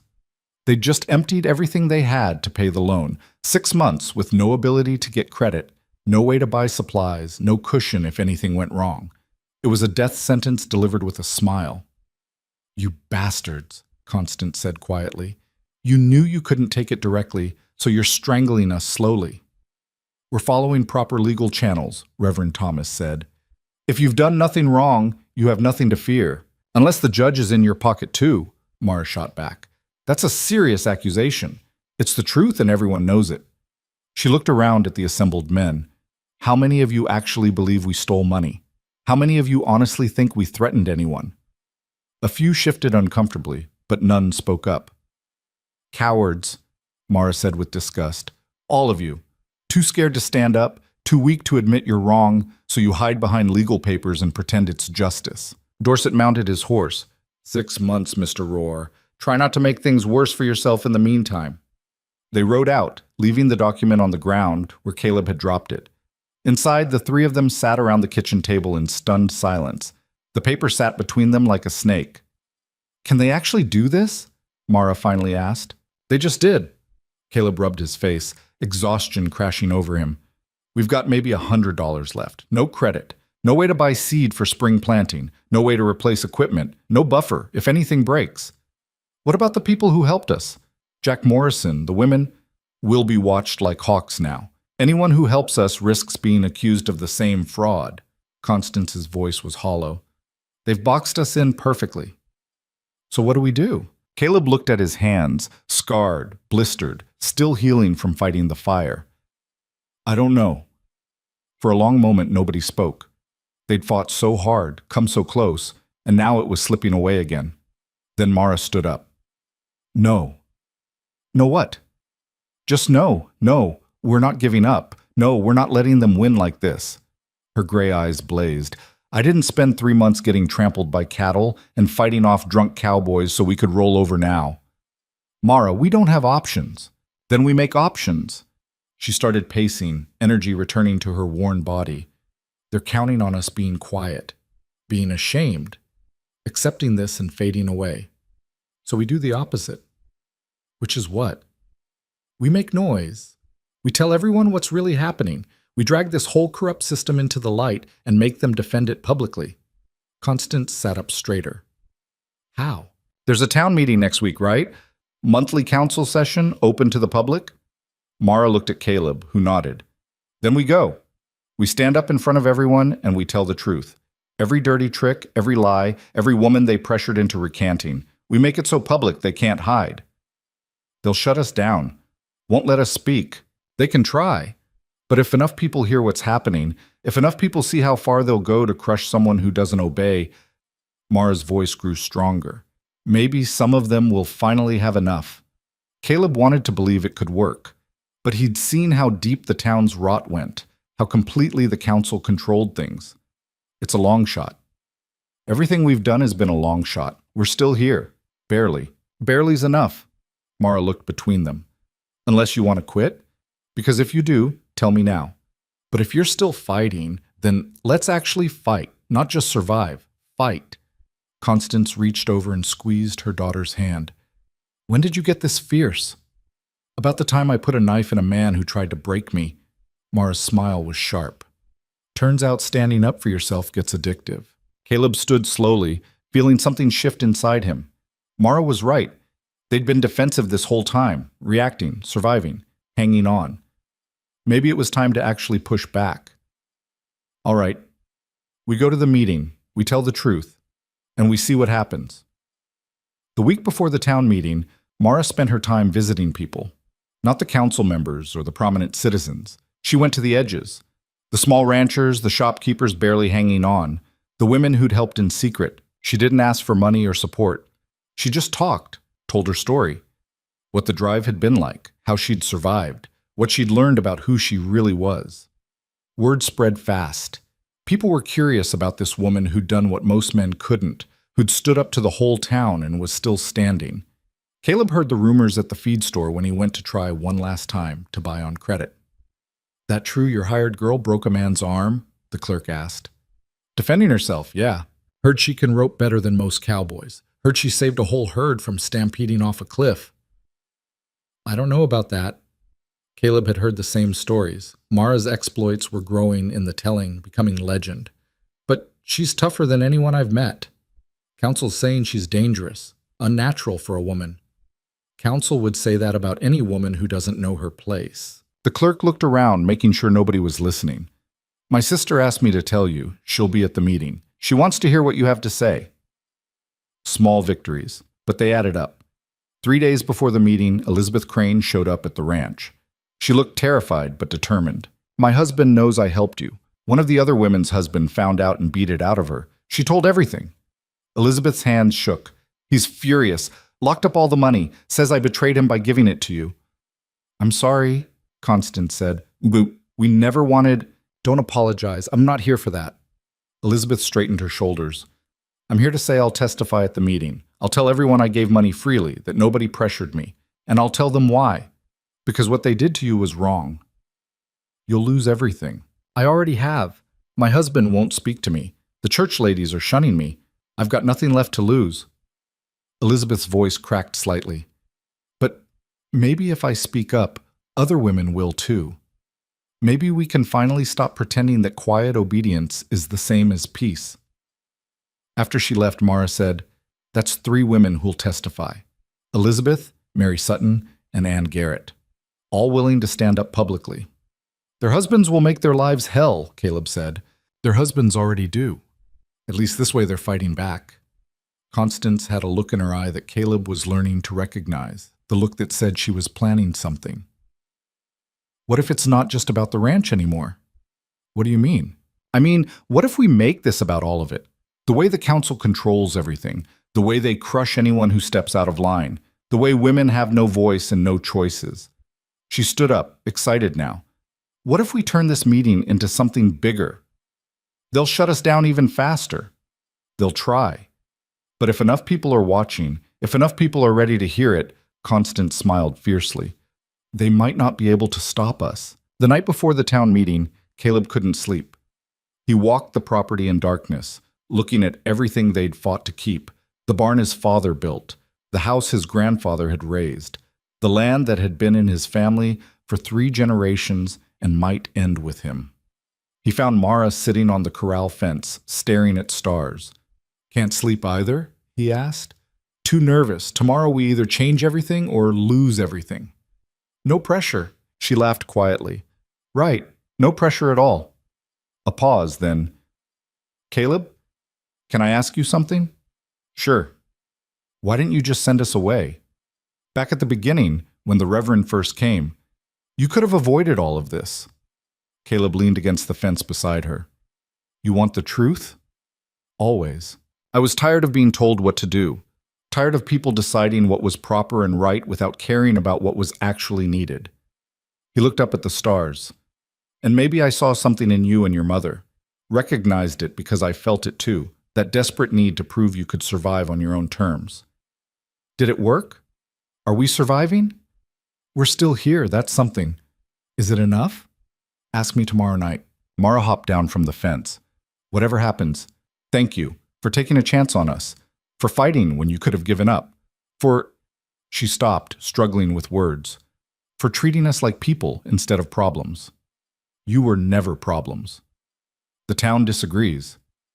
The town's wrong about a lot of things. She smiled at that, then headed back toward the lined shack. Caleb stayed out a while longer, gathering his thoughts for tomorrow. They needed to be perfect.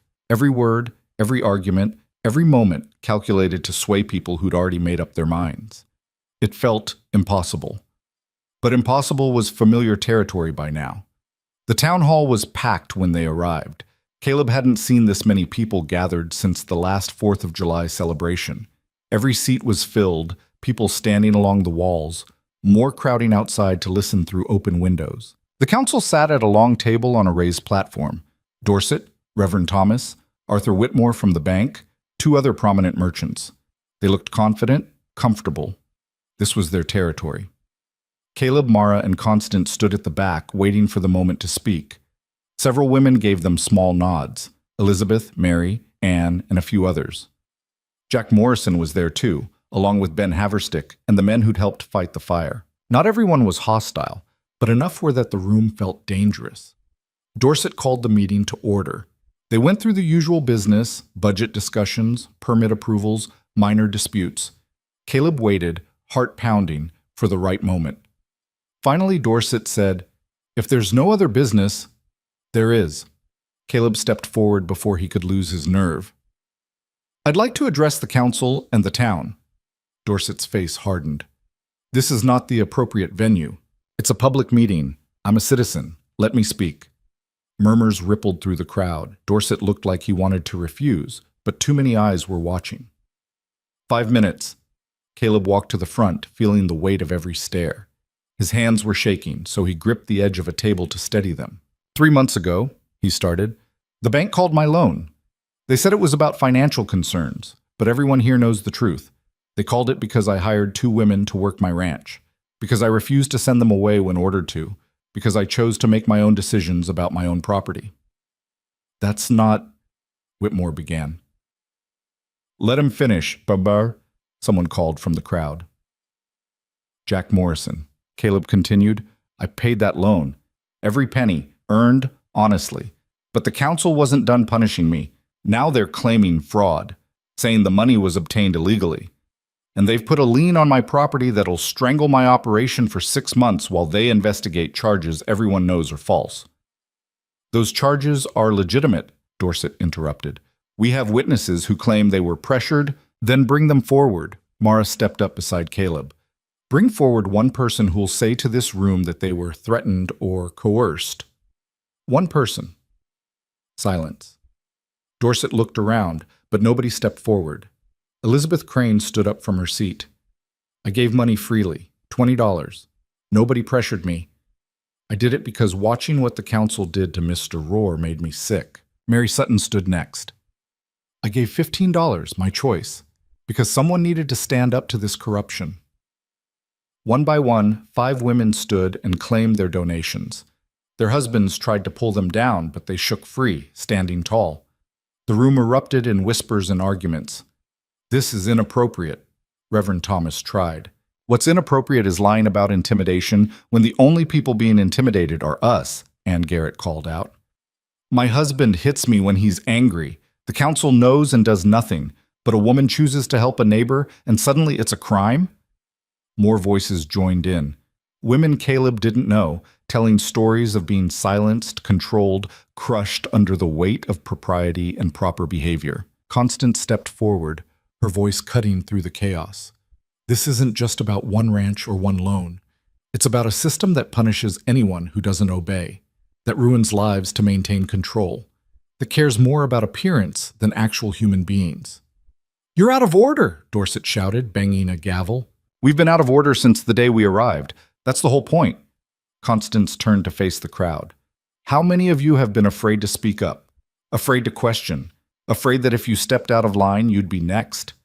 The silence that followed was deafening, because everyone knew the answer was all of them. Mara spoke next, her voice steady and strong. "I spent 3 months on a cattle drive, broke my body doing it, fought men who wanted me gone, put a knife in someone who tried to force me off a job I earned. And I'd do it all again because I learned something out there." She paused, making sure everyone was listening. "I learned that being afraid of what people think will kill you slower than anything else. That you can survive things you never thought possible if you stop asking permission to exist. That sometimes the only way to prove you deserve space is to take it and hold it no matter what." Her words hung in the air like a thrown gauntlet. Dorset stood up, face red with fury. "This meeting is over. Council will reconvene in private." "No?" The voice came from the back, a man Caleb didn't recognize. "No, we're not done yet. I want to hear what they have to say." "Me too," someone else called. "And me." The voices multiplied, people finding courage in numbers. Dorset looked around wildly, realizing he was losing control. "These charges against Mr. Rohr," Jack Morrison said, standing up. "Who exactly filed them? Which citizens came forward claiming fraud?" Dorset's mouth opened and closed. "That information is confidential. It's public record if charges are filed. So either show us the complaints or admit there aren't any." Whitmore stepped in quickly. "The investigation is preliminary. No formal charges have been filed yet. Because there's nothing to charge, Constance said. This whole thing is manufactured. You couldn't take the ranch legally, so you're inventing crimes. How dare you? I dare because I'm done being afraid of you. Constance's voice rang out strong. All of you who've used fear and shame to control this town, your time is ending. People are waking up. Reverend Thomas tried one last time. Mrs. Vance, my pride is all I have left, and I'm not surrendering it to make you comfortable. She looked around the room. None of us should. The meeting dissolved into chaos after that. People arguing, shouting, some defending the council, more questioning them. Dorset tried to regain control but couldn't. Finally, he just walked out, the other council members following like rats leaving a sinking ship.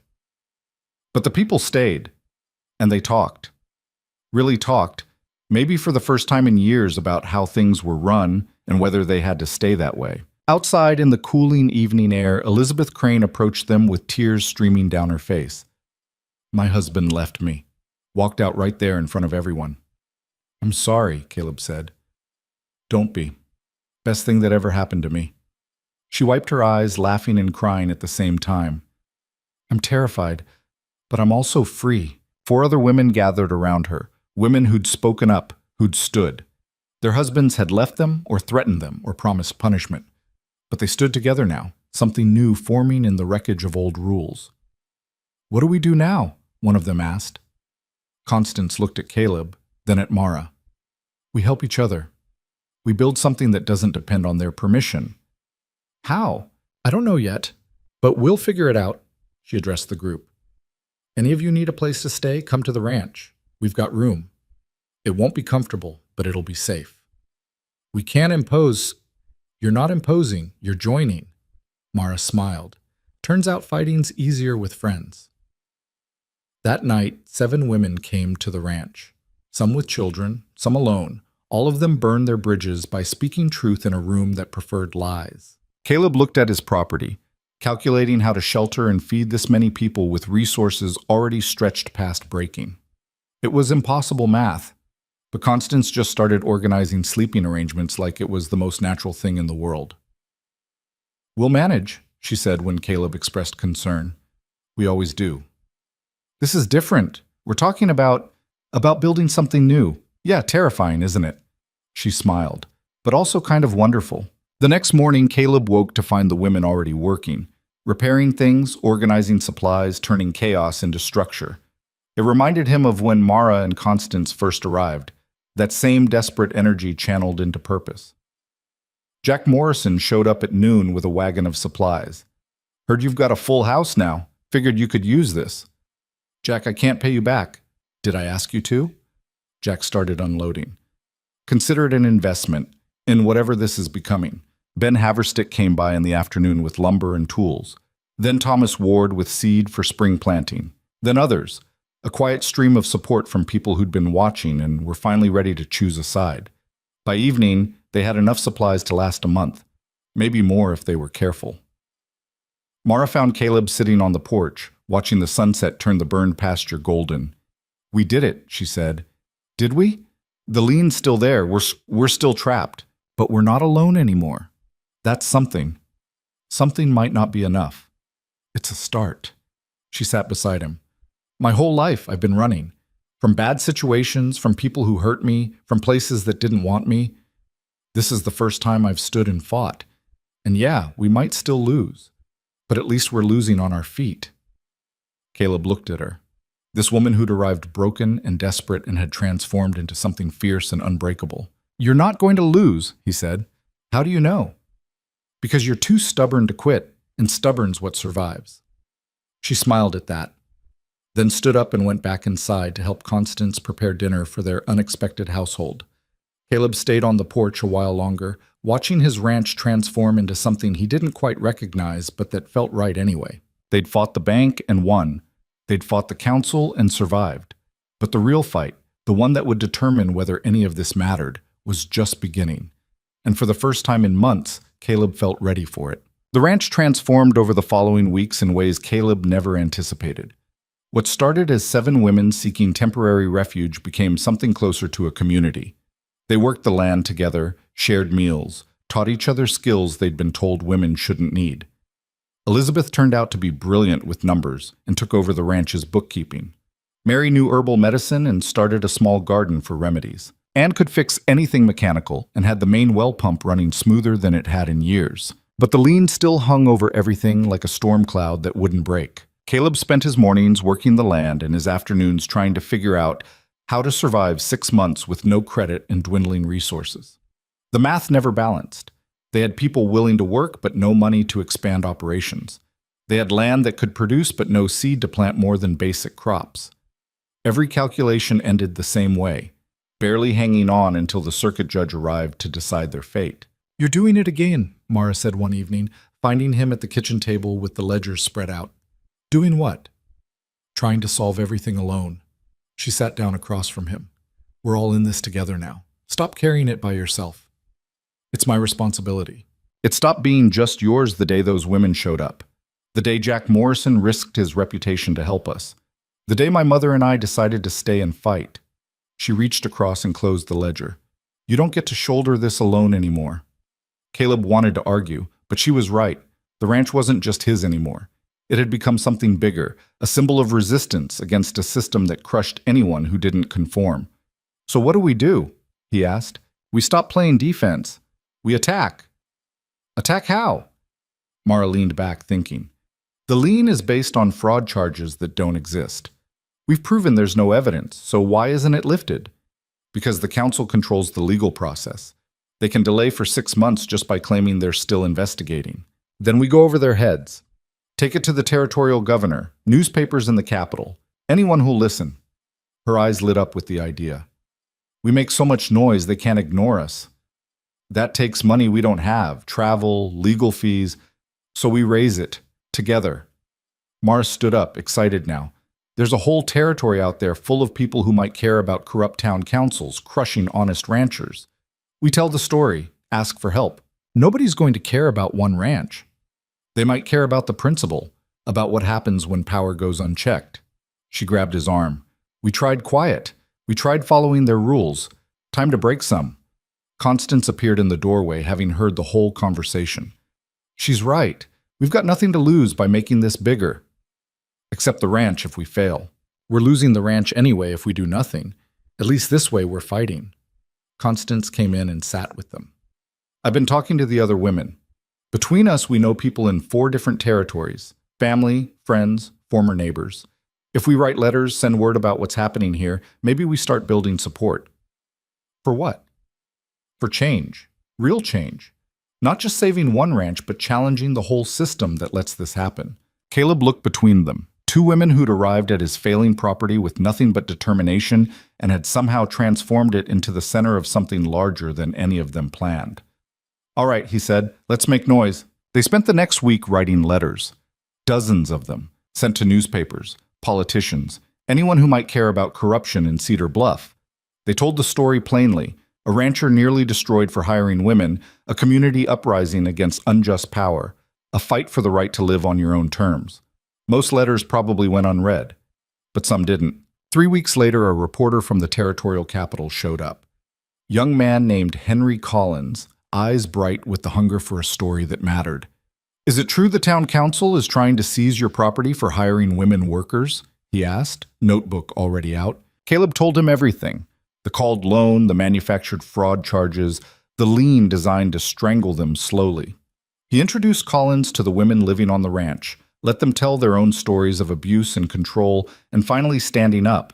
Collins wrote furiously, asking sharp questions, digging for details. When he left 3 days later, he promised the story would run in every paper that would take it. "Will it help?" Mara asked as they watched him ride away. "Might," Caleb said, "or might just make the council angrier." It did both. The article ran 2 weeks later under the headline, "Cedar Bluff Council's War on Independent Women." It was scathing, detailed, and spread across the territory faster than wildfire. Suddenly, people who'd never heard of Cedar Bluff were talking about corruption and women's rights, and whether town councils had too much unchecked power. The response from Cedar Bluff was swift and vicious. Dorset issued a statement calling the article lies and slander. Reverend Thomas preached a sermon about the dangers of prideful women corrupting good men. The bank publicly defended the lien as proper legal procedure. But the damage was done. Questions were being asked. Territorial officials started inquiring about Cedar Bluff's governance. And most importantly, people were watching. The circuit judge, when he finally arrived 2 months later, did so knowing that his decision would be scrutinized far beyond one small town. Judge William Hendricks was a gray-haired man with sharp eyes and a reputation for fairness. He set up court in the town hall, and the place packed tighter than it had for the infamous meeting. Caleb sat at one table with a lawyer Jack Morrison had found and paid for, a fierce woman named Sarah Brennan who'd made a career of fighting powerful men. The counsel sat at another table with their own attorney, looking confident despite everything. Brennan opened by demolishing the fraud charges. She brought forward every woman who donated money, had them testify under oath that they'd done so freely. She presented the timeline showing how the charges only appeared after the loan was paid. She methodically destroyed every claim the counsel made. The counsel's lawyer tried to argue impropriety and community standards, but Hendricks cut him off. "We're here about fraud charges, not your opinion on proper behavior. Do you have evidence of actual fraud or not?" The circumstances strongly suggest that's not evidence, that's speculation. Hendricks looked at the counsel. "Gentlemen, I've reviewed this case thoroughly. I've read the newspaper accounts, the testimonies, the timeline, and I see no evidence whatsoever of fraud. What I do see is a coordinated effort to punish a citizen for making choices you disagreed with." Dorset stood up. "Your Honor, this community has standards. This community has laws. And those laws don't allow you to manufacture charges because someone upset you." Hendricks banged his gavel. "The lien is lifted immediately. All charges are dismissed. And I'm recommending a territorial investigation into Cedar Bluff's governance practices." The courtroom erupted. People shouting, some in celebration, others in outrage.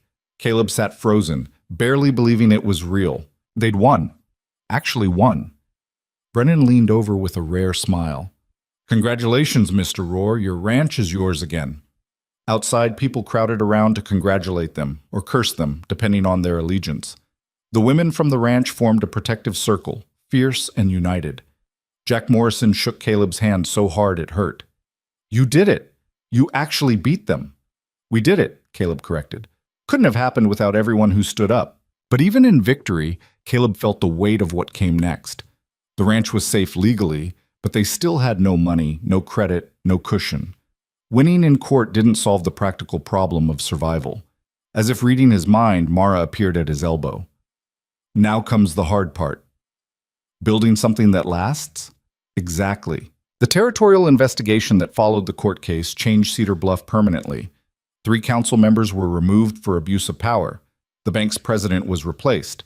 New elections were held, and for the first time, women were allowed to vote in town matters, a radical change that sent shockwaves through the territory. Jack Morrison was elected to the new council, along with 2 other reformers. The town didn't transform overnight, but the stranglehold of the old guard was broken. For Caleb's ranch, change came differently. Word of their fight spread, and people started showing up, women mostly, fleeing bad situations, seeking the same refuge the original 7 had found. Some stayed a few weeks and moved on. Others put down roots. Within 6 months, they'd built 2 more structures to house everyone. Within a year, they'd expanded operations enough to turn a small profit. Not much, but enough to keep going. The key was cooperation. Everyone worked, everyone contributed, everyone shared in the results. It wasn't charity. It was community built on mutual need and respect. Mara became the de facto foreman, her experience on the cattle drive earning respect from even the most skeptical workers. She was tough but fair, demanding but supportive. People followed her because she'd proven she could do everything she asked of them and more. Constance managed the household and finances, her sharp mind for numbers keeping them afloat through lean times. She also became a mentor to the younger women, teaching them that strength came in many forms. And Caleb found himself not just a ranch owner, but a kind of community leader, settling disputes, making decisions that affected dozens of lives, learning to lead by listening rather than commanding. It was exhausting, often frustrating, frequently overwhelming, but it was also alive in a way the ranch had never been when it was just him fighting alone. One evening, about 18 months after the court victory, Caleb stood on his porch watching the sun set over fields that were finally producing again. The burned pasture had recovered, new grass covering the scars. The building stood solid, repaired, and expanded. Cattle grazed peacefully in the distance. Mara joined him, leaning against the rail with the easy comfort of someone who belonged. "Thinking about how far we've come?" she asked. "Thinking about how different this is from what I imagined. Better or worse?" "Different. I thought if I just worked hard enough, kept my head down, I could maintain what my family built." He gestured at the bustling community that had sprouted around his original ranch. "This isn't maintaining. This is something entirely new." "Does that bother you?" Caleb considered the question. "No, it's just, I spent so long trying to hold on to the past that I didn't see the future happening until it was already here." "Is it a future you want?" He looked at her. This woman who'd transformed from silent and withdrawn to fierce and confident, who'd helped transform his dying ranch into a thriving community. "Yeah," he said. "It is." She smiled, and something passed between them that had been building for months. Respect had turned to friendship to something deeper. Neither had spoken it aloud, both too focused on survival and building. But it was there, undeniable. "Caleb," she started. "I know," he said quietly. "Me too. This complicates things." "Everything's already complicated. Might as well complicate it more." She laughed at that, and the sound was genuine joy. "You're a terrible romantic." "I'm a rancher. Romance isn't really my area." "I noticed." She turned to face him fully. "But I don't need romance. I need partnership. Someone who sees me as an equal, who'll fight beside me instead of for me. Someone who understands that building something worth keeping is harder than destroying what's broken." "I can do that." "Then we'll figure out the rest as we go." They stood there as darkness fell, not touching, but close enough to feel connected. Two people who'd fought their way to this moment, and were finally ready to stop fighting and start building something that was just theirs. The wedding, when it happened 3 months later, wasn't fancy. They held it at the ranch on a clear autumn day with everyone who'd helped them survive gathered to witness. No reverend. They asked Judge Hendricks to officiate, and he agreed with obvious pleasure. No fancy dress. Mara wore the same work clothes she'd worn to fight fire and cattle drives and corrupt councils. No elaborate ceremony, just simple vows about partnership and respect and choosing each other every day. Constance cried, which surprised everyone, including herself. "I didn't think I had tears left," she said, laughing through them. "But seeing my girl choose happiness after everything, we all deserve happiness, Mama. Took me a while to believe it, but I do now." Jack Morrison brought whiskey, and they drank to new beginnings. The women from the ranch cooked a feast from their combined gardens and livestock. Children ran wild in the yard, the first generation growing up knowing that women could work land and make choices and build lives on their own terms. As night fell and the celebration continued around them, Caleb and Mara slipped away to walk the property.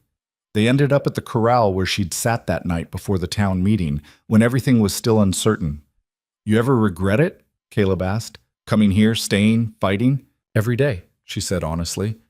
"And then I remember who I was when I arrived. Broken, ashamed, convinced I deserved whatever bad things happened to me. That woman's gone. This fight killed her and built someone new. Someone better? Someone real. Better's subjective, but real is permanent." She leaned against him. "What about you? Regret hiring 2 desperate women who turned your life upside down? Constantly. Would have been easier to send you away, let the bank take the ranch, fade into nothing. But easier isn't the same as right, and I'd rather live 1 year fighting for something that matters than 30 years of quiet surrender." They stood in comfortable silence, watching stars emerge.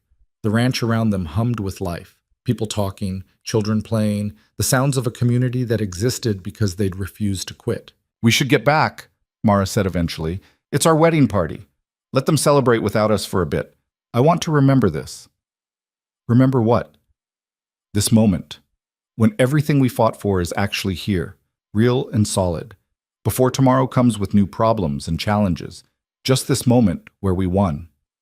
Mara understood, took his hand and stood with him in the darkness, marking the moment, making it permanent in memory. Because tomorrow would come. There would be droughts and hard winters, disputes and failures, all the normal struggles of life. The council might be reformed, but human nature was stubborn, and some people would always choose control over freedom. But they'd proven something that couldn't be unproven, that regular people could stand up to corrupt systems and survive, that women could work and fight and build, that community based on mutual respect was stronger than hierarchy based on fear. The ranch became known across the territory. People came to see the place where women ran operations and made decisions and proved they were just as capable as any man. Some came to mock, others to learn, many just to witness something different from the rigid roles they'd always known. Caleb and Mara welcomed them all, showed them the fields they'd saved, the community they'd built, the proof that another way was possible. Not everyone was convinced. Some left shaking their heads, muttering about unnatural arrangements and the breakdown of proper society. But others left with something sparking in their eyes, the beginning of a question. If it worked here, why not elsewhere? Change spread slowly, like water seeping through stone. But it spread. 5 years after that first day when Constance and Mara's wagon rattled onto the property, Caleb stood in the same spot and marveled at the transformation. The original ranch was now the core of a larger operation. Multiple buildings, expanded fields, herds that had grown from nothing to something substantial. More than 30 people lived and worked there now, a rotating population of those seeking refuge and those who'd found permanent home. They'd built a school for the children, a workshop for repairs, even a small library that Constance managed with fierce pride. The town of Cedar Bluff had changed too. Women served on the council now. Business could be conducted by anyone regardless of gender. The old guard still grumbled, but they'd lost their chokehold on power. Not everyone was happy about it. There were still those who believed the old ways were better, who saw the changes as a corruption of proper order, but they were increasingly outnumbered by people who'd seen that maybe proper order had never been all that proper. Mara found Caleb at the fence line, watching new calves test their legs in spring grass. Constance wants to expand the library, she said, claims we need more books on practical skills. We probably do. And Elizabeth's asking about starting a small newspaper. Local news, stories from the ranch, maybe syndicate some articles to other territories.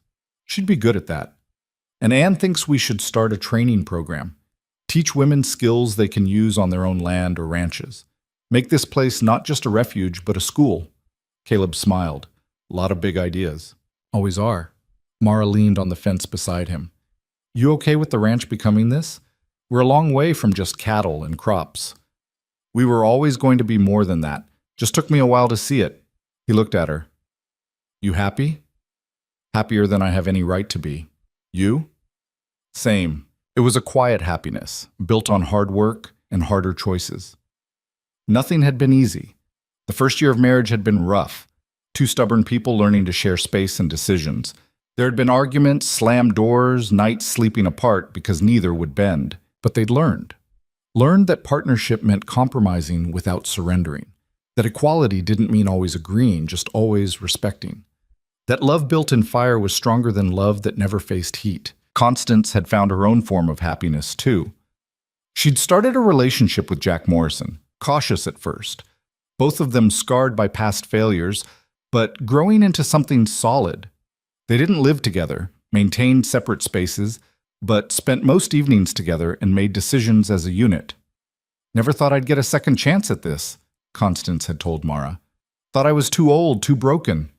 You're not broken, Mama, just weathered. Same thing. Not even close. The ranch's success attracted attention beyond just the curious. Other communities started asking for advice on how to structure cooperative operations. Women from across the territory wrote letters asking how to start their own fights against unjust systems. Mara handled most of the correspondence, her experience making her the voice of the movement they'd accidentally started. I don't know what to tell them, she confessed to Caleb one night. Every situation is different. What worked here might not work elsewhere. Tell them the truth, that it's hard, that you'll lose more than you expected, but that living free is worth the cost. Is it? Always? You tell me. You've paid the cost. Was it worth it? She thought about it, really thought. About the cattle drive that nearly killed her, the months of fighting, the fear and uncertainty and moments when giving up seemed like the only sane choice. Yeah, she said finally. It was worth it. Not because we won, though that helps, but because trying meant something. Because we proved to ourselves that we were stronger than we thought. Then that's what you tell them. The letters that went out from the ranch carried that message. Fight because fighting makes you real, not because winning is guaranteed.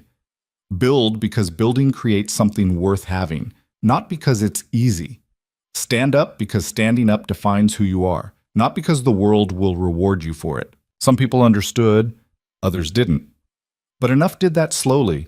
Across the territory, things began to shift. Women started demanding voices in community decisions. Workers started questioning arrangements that benefited owners at their expense.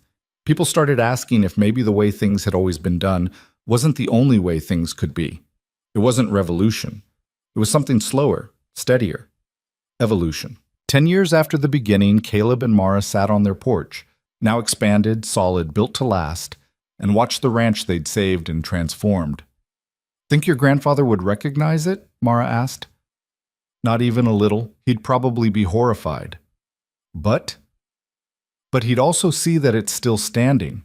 That's what matters in the end. Did you keep it standing?" A child ran past chasing a chicken, shrieking with laughter. One of the women called after her to be careful. The school bell rang, marking the end of lessons. Normal sounds of normal life in a place that had been built from impossible circumstances. "We should talk about what happens next," Mara said. "What do you mean?" "I mean, we're not getting younger. Eventually, we'll need to think about who takes over, how this place continues after we're gone." Caleb hadn't wanted to think about it, but she was right. They'd built something too valuable to let it die with them. "What do you suggest?" "Make it permanent. Write it into legal documents that the ranch operates as a cooperative, that it stays a place for people who need refuge and a chance to rebuild, that it can't be sold to the highest bidder or turned into just another operation. That's assuming it survives. It will if we plan for it." She took his hand. "We fought to build this. Let's fight to preserve it." They worked with Sarah Brennan, the lawyer who'd defended them in court, to create documents that enshrined the ranch's purpose and cooperative structure. It took months of legal wrangling, but eventually they had something solid, a charter that protected what they'd built and gave it a chance to outlast them. The ranch became the first legally recognized cooperative operation in the territory. Others would follow, using their documents as templates. But they were first. Cedar Bluff had become something different too. The old divisions hadn't disappeared, some wounds cut too deep for complete healing. But a new generation was growing up knowing that women could lead, that cooperation could work, that challenging unjust systems wasn't rebellion, but responsibility. Not everyone was happy about it. There were still those who longed for the old days when everyone knew their place and stayed in it. But they were the past, fading in relevance as the world moved forward. Caleb sometimes wondered what his father would think of it all.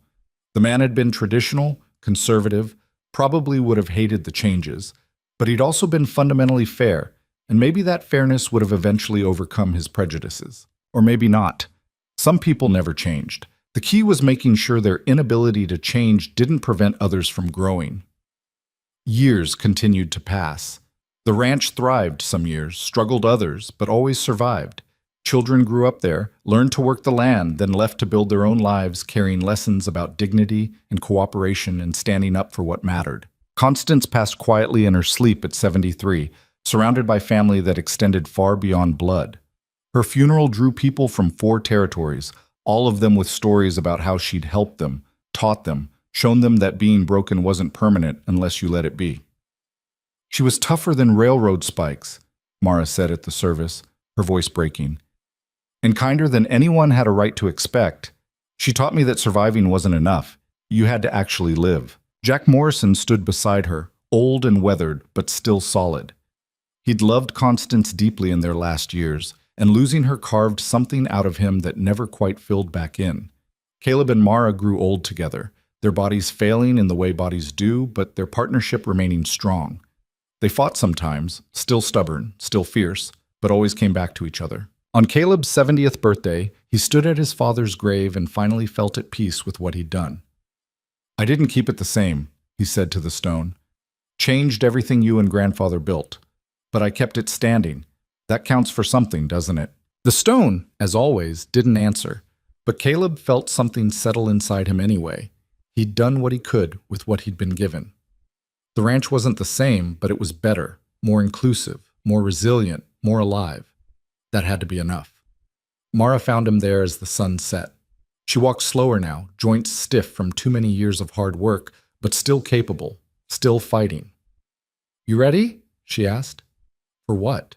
"Dinner. We've got 30 people waiting to celebrate your birthday. Not sure I want to celebrate getting old." Better than the alternative. They walked back to the house together, moving slow but steady. Around them, the ranch hummed with life. Their life's work, built from desperation and determination and a refusal to quit when quitting would have been easier. At dinner, surrounded by people they'd helped and who'd helped them, Caleb raised a glass. "To survival," he said. "To more than survival," Mara corrected. "To living, to fighting, to building things worth keeping." "To all of that," Caleb agreed. They drank, and the conversation flowed around them, warm and real and messy in the way actual life always was. Because that's what they'd built in the end. Not perfection, but something real. A place where people could fail and try again. Where mistakes didn't define you permanently. Where the work was hard, but the rewards were yours to keep. The ranch would outlast them. The cooperative structure ensured that. But more importantly, the idea would outlast them. The proof that regular people could stand up to corrupt systems and build alternatives that actually worked. Not everyone would follow their example. Some would try and fail. Others wouldn't try at all, too comfortable with familiar oppression to risk uncomfortable freedom. But enough would try, and enough of those would succeed, and slowly, imperceptibly, the world would change. Not through revolution or dramatic upheaval, but through thousands of small rebellions by people who decided they'd had enough of living on their knees. Caleb and Mara's rebellion was just one, but it was theirs, built with their hands and their sweat and their stubborn refusal to give up. And in the end, that was enough, more than enough. It was everything.